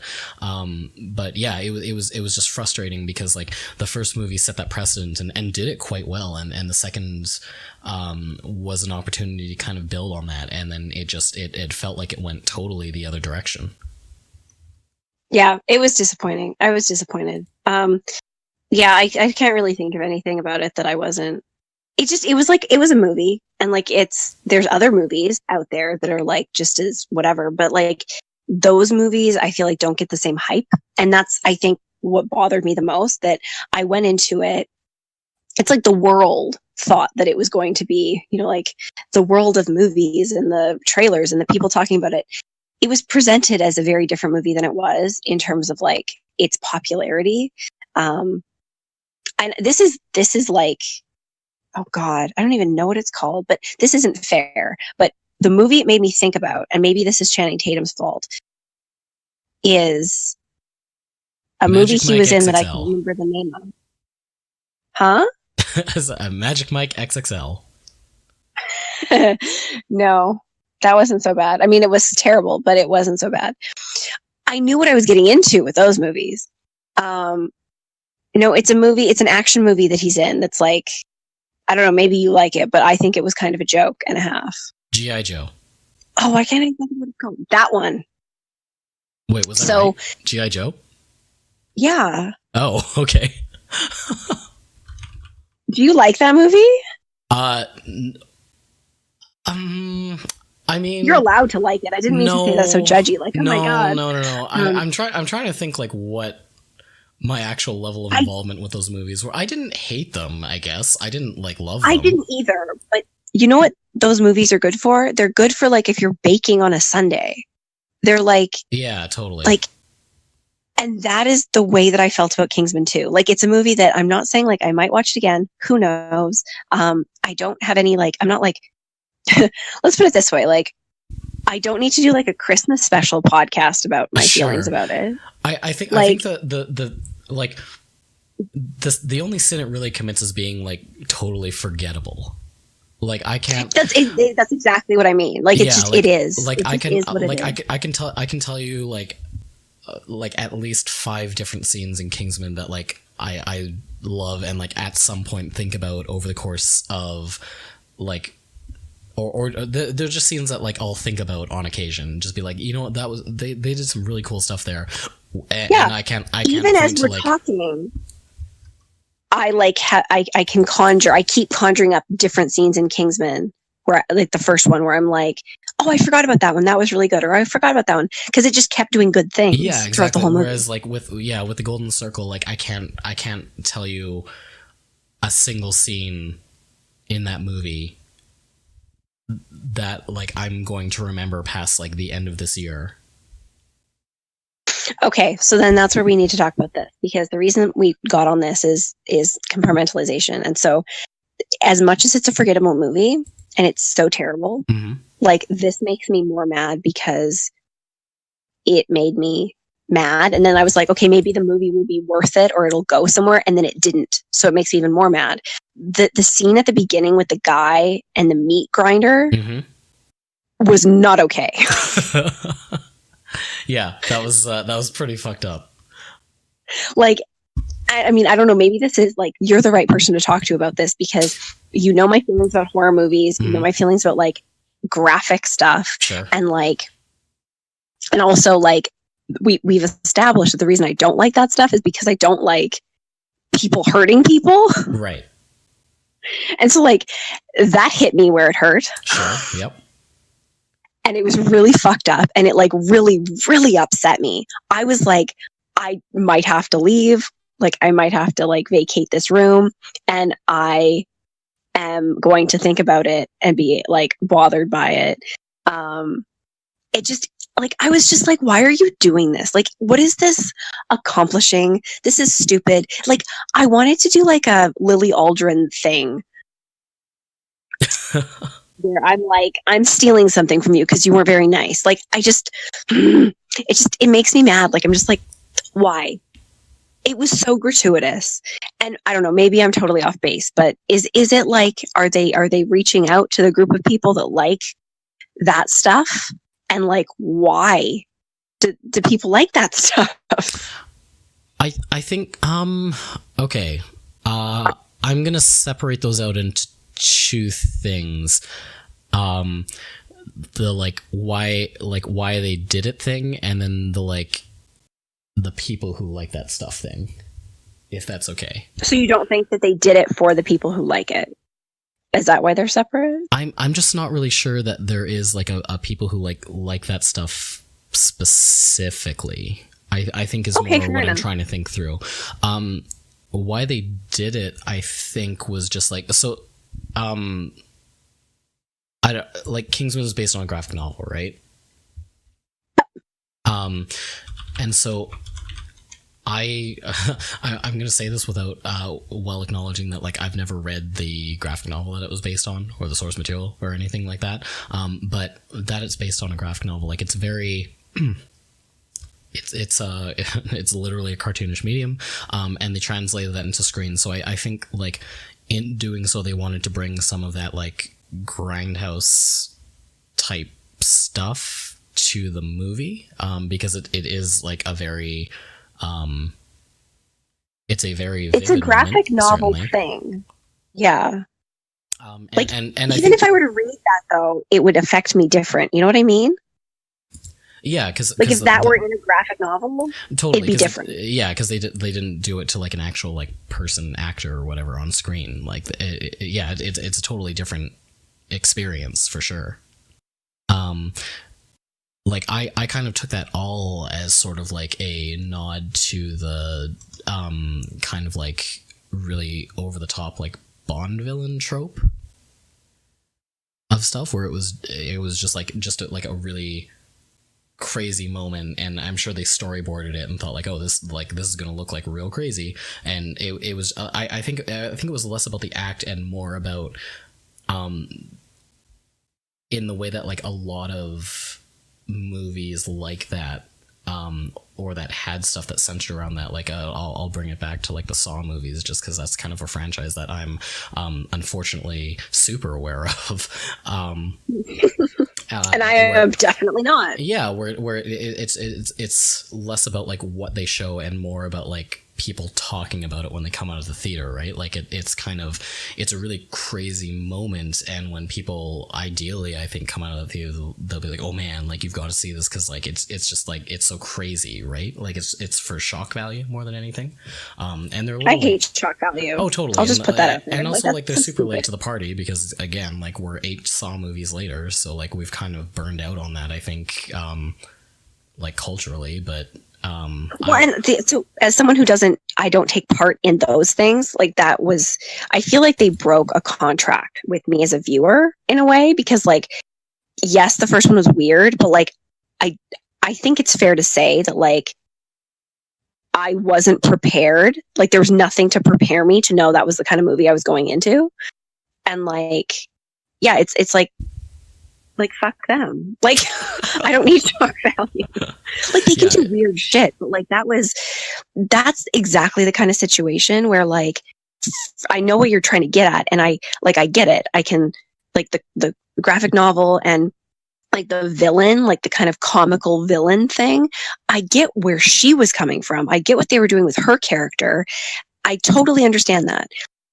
For me, like story-wise, I think it would have had the exact same effect on the movie if it was like she said exactly what she said, everything went down the way it went down, and they just didn't show it the way they did. If it was like behind something, or if you just heard things, or like if they, I don't know, got more creative and less like gratuitous about it, sure, but everything went down the same way, like I wouldn't have felt so betrayed. Like I know that sounds like very dramatic. No, but no. I see what you're getting at. I guess what I would be interested in, like, was that so much worse than the church scene from the first movie?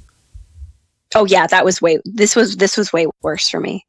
Huh? Because like you have to think of like, and that's probably why they did it, is because like unfortunately we see that crap all the time. Like we're very desensitized to like gun violence, which like, hi America, that's a thing we could talk about.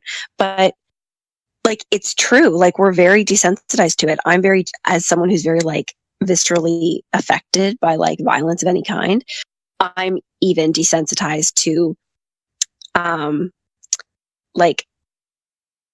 yeah, like that kind of stuff, or like even that stuff. It was like blood and guts and heads popping off, and there was guns involved, and I don't know, it didn't do the same thing to me. And you know what, it might have something, I don't know, like this is why I wanted to talk about this, because like when it affected me and I was like ready to like go upstairs, I didn't think that it was something I needed to dig into.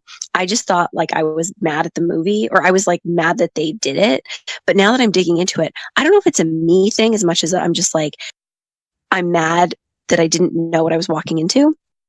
But the thing in the church to me was different. Like it wasn't fun either, but the villain in that case, okay, you have to refresh my memory, because so he was being controlled and he like shot everybody, or did their heads all pop off from the thing in their heads? No. Or was it both? So the church scene was when Sam Jackson was doing his like first test of the like Testing. Yeah. So the entire church goes crazy, including Colin Firth, and it's a giant murder fest that Colin Firth fights his way out of.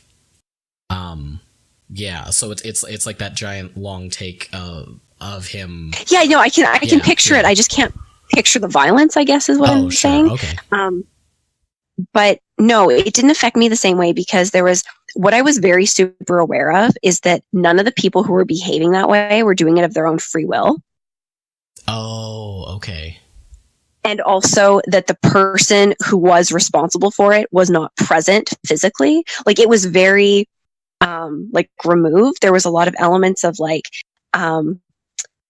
seriously, it's such a weird way to talk about this, but like the empathy involved in that, like, I can empathize with everyone in that room because they're not acting of their own free will. And yes, what happens is sad and what happens is violent, but it didn't affect me the same way. Whereas in the second movie, every one of those people knew what they were doing, and she was so fucking calculated and sociopathic, and like it really bothered me. And the fact that I think it was informed by greed and hierarchy and being told what to do and like threatening and just all of the like emotion around that scene is essentially what affected me. And then it was graphic on top of it. Does that make sense? It does, actually. It's also really interesting because like that's not how normal people consume movies. Yeah, well, I know. It's not, more just like through like my. It's just another one of those things where like I think it's so interesting that like initially we bonded over like movies and TV and like talked about things the way we did, despite having like such different approaches to like watching movies and stuff like this. It's just really interesting to me. That's what I'm thinking about. I think what's interesting is that we can come from so it's like such different approaches, and yet for me it's the willingness that we have equal willingness to dig into it and like unravel it and unpack it. And I think that's like that in itself is what's unique. Totally. Yeah, it's because most people are just like, no, I'm good. It was stupid or it was awesome and I'm done with it. For sure. Yeah. No, it's super, super interesting. And like, had you not asked me in that way, I'm not sure I would have known that that's why that first, the movie in the first scene didn't affect me the same way. Like, I never really thought about it. Like, I know that about myself, and this is something that is a good example when I say, like, I know myself. I don't know how I perceive everything, but in knowing myself, I have that toolbox where if you ask me a question like that, I can be like, you're equipped to here's speak why. To it. Yeah. Yeah. And yeah, I didn't like that scene. It was upsetting, and I think for me, like where I'm coming from, or where I come from between those two scenes, and like I also didn't like the scene in the second movie, though not for the same, well, I guess sort of the same reason, but it was more just like it was another like style moment. That didn't. Well, it didn't make sense. Like, more than anything else, it also just didn't make sense. Yeah, it didn't make sense, and also like it didn't really, like, if they had managed to find a way to like tie that into some character moment, or like there was like a narrative reason like built up to that, but like they led with it, so it was just like, it was only to say like, whoa, bitch is crazy, you know? Like, it did nothing came of it other than like, I thought, oh, okay, well, someone's going into that thing at the end of the movie too, probably. I like that's the only reason you would introduce that moment that early. So it didn't like add anything to the movie other than, yeah, exactly, like it was just like a thing for people to come out and say like, oh, that was really messed up. Whereas in the first movie, like, one, it's an immaculately shot action sequence. Like the technicals of it are so cool and crazy. Well, that's important too, because like the second one, it's not fun to watch. Like, you don't want to watch it. I didn't, at least. Whereas the first one, it was fun to watch. It was like totally. There was like scene. Stuff happening. Like, it was very kinetic. It was done in one take, which is like super crazy when you think about like all of the stunts that had to happen perfectly, like in sequence. Yeah, like the whole thing was just like, it was cool, and it was interesting, and it was also like the climax of the film in a lot of ways. Like, everything up to that point built up to this moment and then exploded, and then it was crazy because like nothing else in the movie is like that scene up to that point. And then you come on and you're just like, whoa, that was insane. And like the mood of the film changes, whereas in the second movie, like it didn't really do anything for me in the moment, and then nothing really it didn't really matter after that. And it was just like, yeah, it was just kind of like well, and that's what I noticed. Like, I think I mentioned it when I first started talking about this. If it had made sense, like I kind of stuck around, because I was like, for them to do it this early, maybe there's a reason. Surely it must lead to something. Like, yeah. Right. Especially if I already got through it and it was that hard and horrible, then I might as well stick around to see why the hell they put that in there to begin with. And then like the whole thing where like, I don't know, like I literally, I like hid like in the bar in my basement. Like, I was like, I'm not watching it. But the thing where she like made a patty with it and like served it to them. Like, I was just like, you're taking something that's already terrible and like fucking with it more. Like, I hate everything. I was so, no. And like, if maybe the guy who like did it, if there was like character development through that, or if they used it as a thought-provoking like moral thing, like I said, like hierarchy or being told to do something, or like things like that, like if they played with it at all, like I would have taken pretty much anything at that point, and they gave us nothing. Totally. And that was disappointing. And then like, it wasn't even like the other one was like the climax of the movie. Like you said, this was nothing. This was just like there. And then the part that actually I think was supposed to be the climax of the movie, like the fight scene in the second one, that one like also was way less good.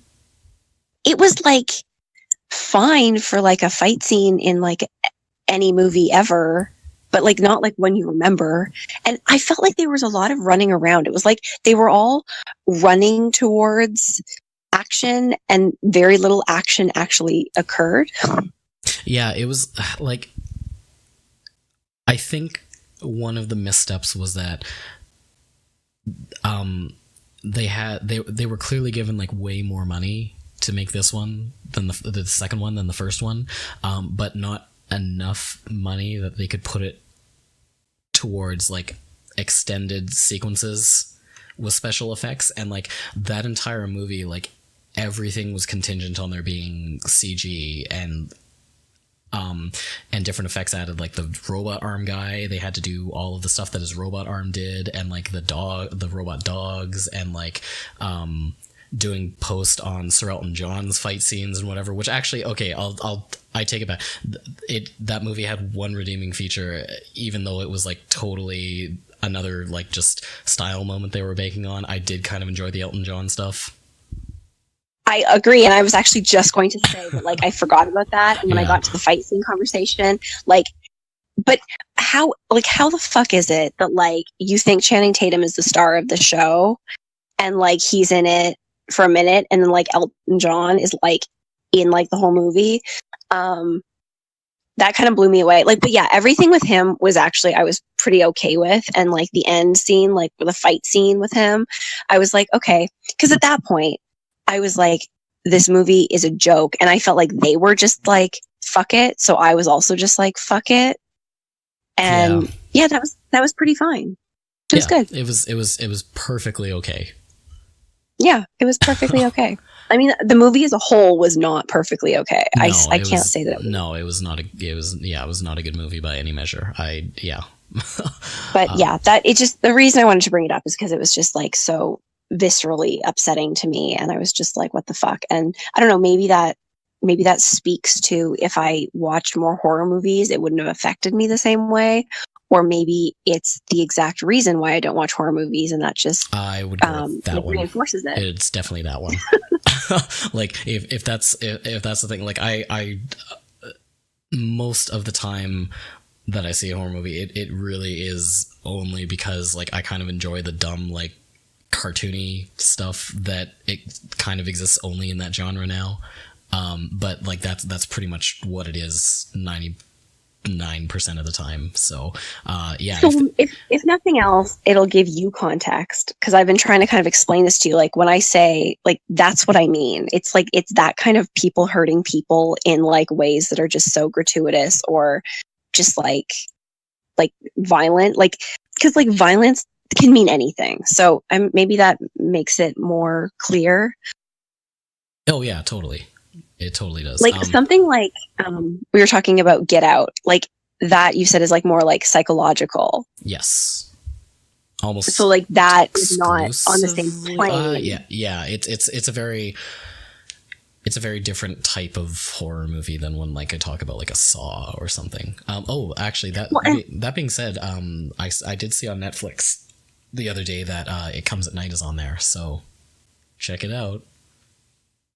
Well, we know that's not going to happen.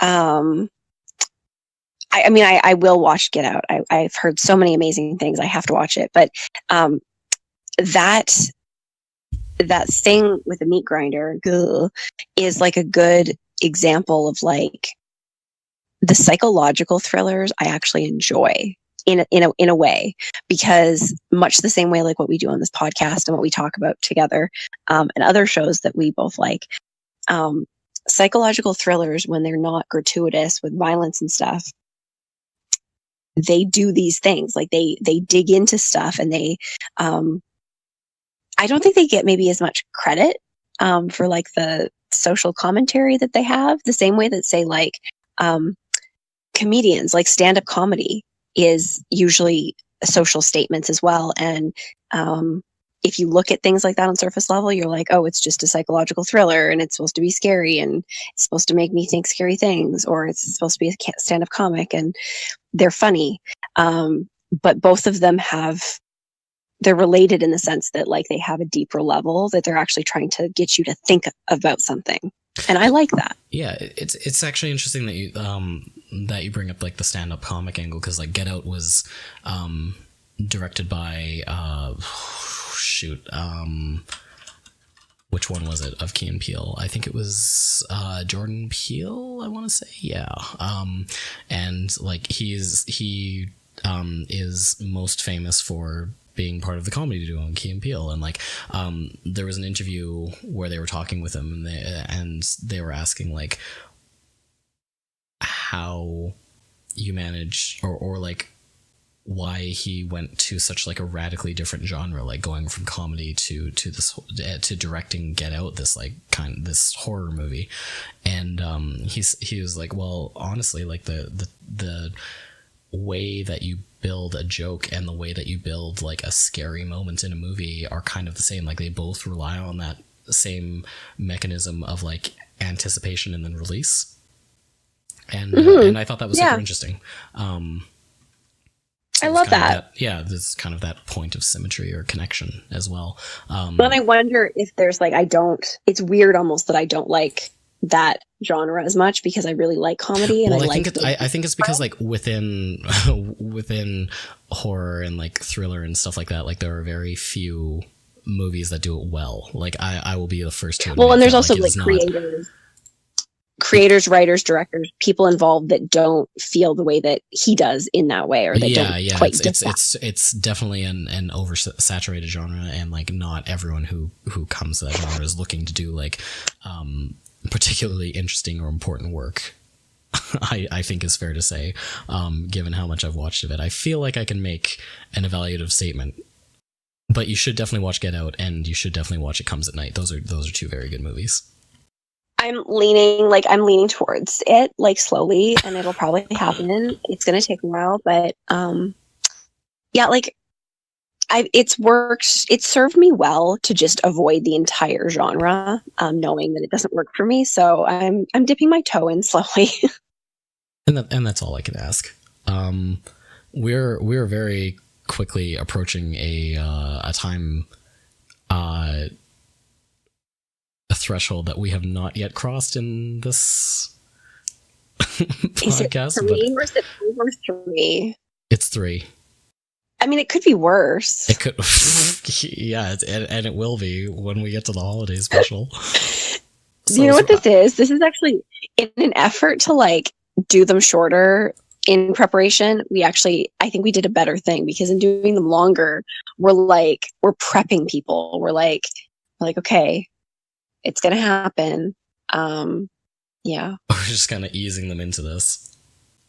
But that's to say that if we post them, I was going to ask you this, like, are we posting the holiday special like sooner because it's like a holiday special, or is it just a holiday special because it's freaking long? I don't know. I could go either way on that. I was thinking about that as well, because we're talking about this like these would air before, but they like absolutely wouldn't if we post them like, or if we post the holiday special actually during the holidays. So it's up to us, I guess.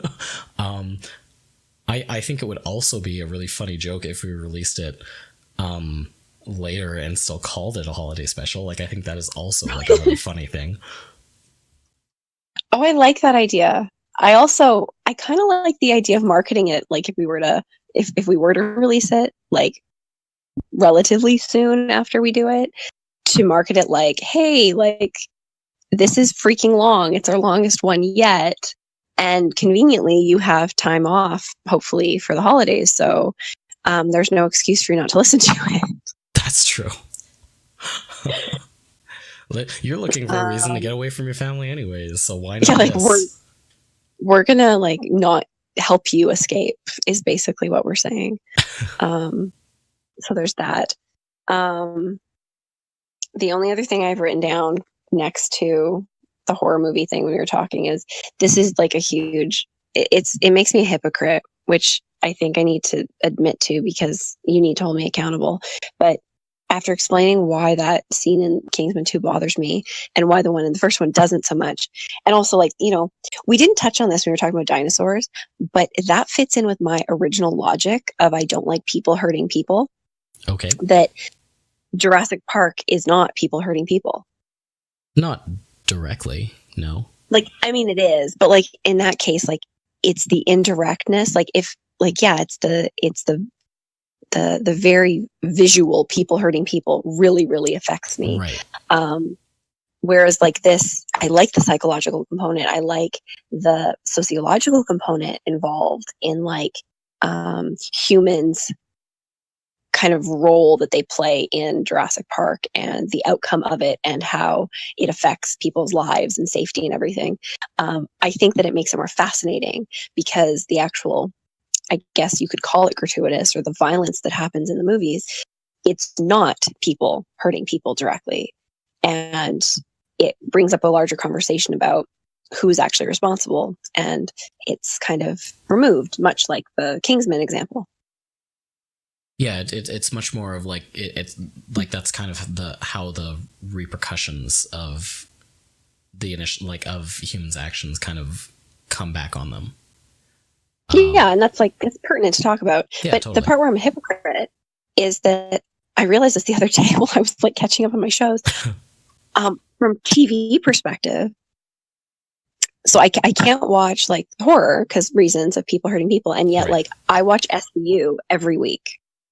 Oh yeah. Like, what the fuck is that? And like, also all of the other procedurals that I watch, like, I watch, yeah, but that one really hit me because it sometimes is very violent, and it's not very graphic. But sometimes it can be upsetting to me, and it was the other day, and that's what made me think of you and how I basically lied to you, and I was like, huh, this is interesting. Yeah. So if you just think of every horror movie as a police procedural, then you'll be fine.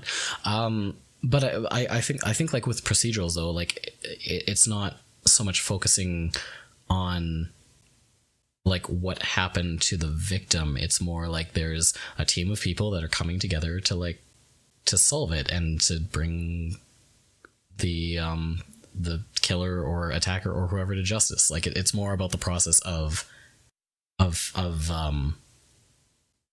finding the person and like making sure that due process happens, right? Like it's not reveling in what happened to the victim. Yeah, exactly. And I mean, I'm not saying it's like not the best show on TV, but it's definitely one that I give it credit. And I'm not saying that like to qualify anything, like for people that are like, oh my God, it's such a stupid show, it's been on forever. Like, no, like taken as it is, like it lost like a main character, like kind of a while ago now, halfway through. I don't know when he left. And it's lost a lot of other like people have come and gone. Mariska Hargitay is like awesome in it. And like for what it is, like it is pretty good. And I think it deserves a little bit of like affection for that. Like it's stayed around. It's still putting out good episodes. I was gonna say, like, if it's still putting out good episodes, like that show's been around for 1,000,000 years. Like that's impressive in its own right. Yeah, and it's something that like you assume it's not putting out good episodes because it's been on so long. But much like Grey's Anatomy, which I also think puts out, it's doing better this season than it was last season. But SVU is impressive and it's underrated. Like it's one of those shows that no one really like remembers is on kind of thing. And it kind of had like a resurgence for me where it was like, oh yeah, like it's still doing good and it's making good comments. And sometimes the rip from the headline stuff is a little bit like too like, okay, really for me, but like it's still, I don't know, it's good and I like the characters and it's fun stuff. And also I can recite the beginning part from memory and I'm really proud of that. So that's like a talent I should probably put on my resume. Let's hear it right now. Let's do the reading. I'm only doing this because we can all prove that I'm not looking it up and I actually know it from memory. And we didn't plan this. This is true. In the criminal justice system, sexually based offenses are considered especially heinous. In New York City, the dedicated detectives who investigate these vicious felonies are members of an elite squad known as the Special Victims Unit. These are their stories. Boom, boom. Ba-ba. Yeah, okay, yep, that's super impressive. Like, thank you. I know. I mean, I actually believe that you're impressed. It's something I'm super proud of. My entire life has been leading to a moment where I can actually like be proud of that publicly in a way that matters. Yeah, no, you should be. That's amazing. Well, I don't know that there's anything that I didn't. I swear I didn't look it up. So. From memory. Yep, that's maybe that's why I don't have a job. Like everyone's like, she knows that from memory and she's unemployed. Maybe she watches too much. Maybe if you put that on your resume. That would be the thing. Like I swear to God, it's just because the employment situation is bad right now, guys. I swear that's the problem. It's true. It's not great. I'll vouch. It's not a good place. It's a nightmare hellscape. And as a result of that, I watch TV to make me feel better. Not because I don't want a job. Maybe I'll just cut that out and put that at the beginning of the podcast instead. I'll make up a title card that looks like the SVU title card instead of what we have now. And then it'll be us at the end, standing back to back. Like, yeah. Oh man. Yeah, we could do the back to back. Yeah, we could do the back to back cop post. Oh, it'd be good. Maybe. All right. This is now. I didn't do it dramatic enough. This is now an SVU fan cast. All right, we'll do a few takes off mic. That was just proof that I can do it, and so you were witness to that. We knew, and you and the world are witness to that. Okay. Yeah. So I guess we've established that SVU doesn't make me a hypocrite then, because it's actually more about talking about the people involved, and I think SVU is actually why I'm compassionate to that kind of stuff too. Is an example of they're talking about why people are the way they are and why they do what they do, and sometimes I don't love the way that they land on stuff, but sometimes they surprise me and they're like, hey, let's focus on the fact that everyone has a story and that like it's not always black and white. And that's pretty cool. It's hard not to be empathetic when you look at things like that. That's true. And again, like pretty impressive that they can still stick the landing on stuff. 18 years in, 19 years into their run.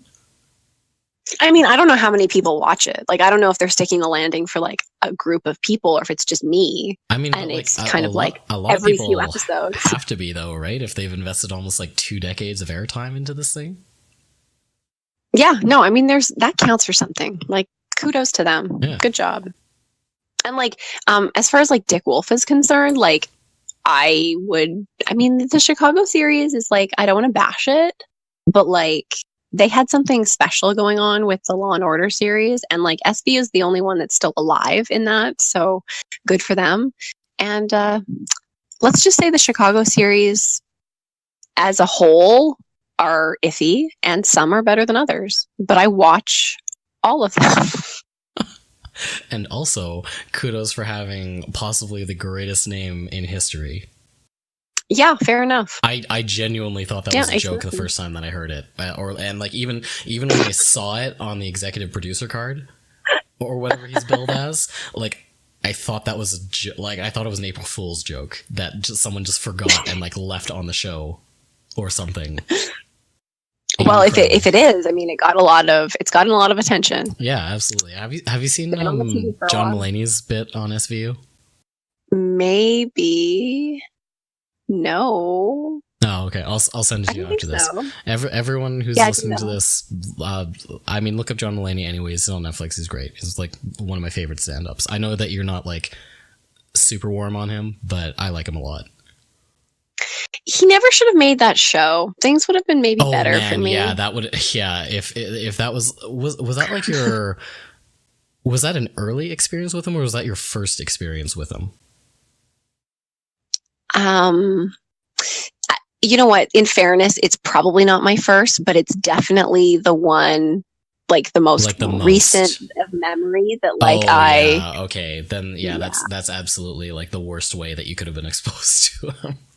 And I knew that you really liked him, and I think that I've definitely gotten positive exposure through you, but like I paid attention to that show and I never should have. Oh yeah, that was the worst possible way that someone could be introduced to him. Anyway, his stand-up specials are much better, and I actually saw him live fairly recently. Cool. Yeah, he was really good. Anyways, everyone watch John Mulaney. He's great. I think if we're being responsible, we need to shut up here. Because otherwise, how long has that been? I know that I've said that I listened to a couple of like really long podcasts, but I think we're now quickly approaching the point. We might even already be past the event horizon of like the longest episode of something I've listened to. So, okay, we'll just cut it. Let's just cut this one. We'll cut it in half. Okay, and then we'll stay underneath it, and then this will just be like a weird tangent at the end of it. All right. Well, as always, leave your comments on the video, or if you would prefer to send them to us privately, questions, comments, anything can be sent to thoughts@continuouschaos.ca. And tell your friends. Good morning. Tell your friends. Tell everyone. We're sorry. All of it. Someday you may see us accidentally speaking at something somewhere. Be happy. Spread love. And maybe one day you'll see me in makeup. I don't know. There's a lot that happened here. There is a lot that happened here. All right. Bye. Okay. Bye.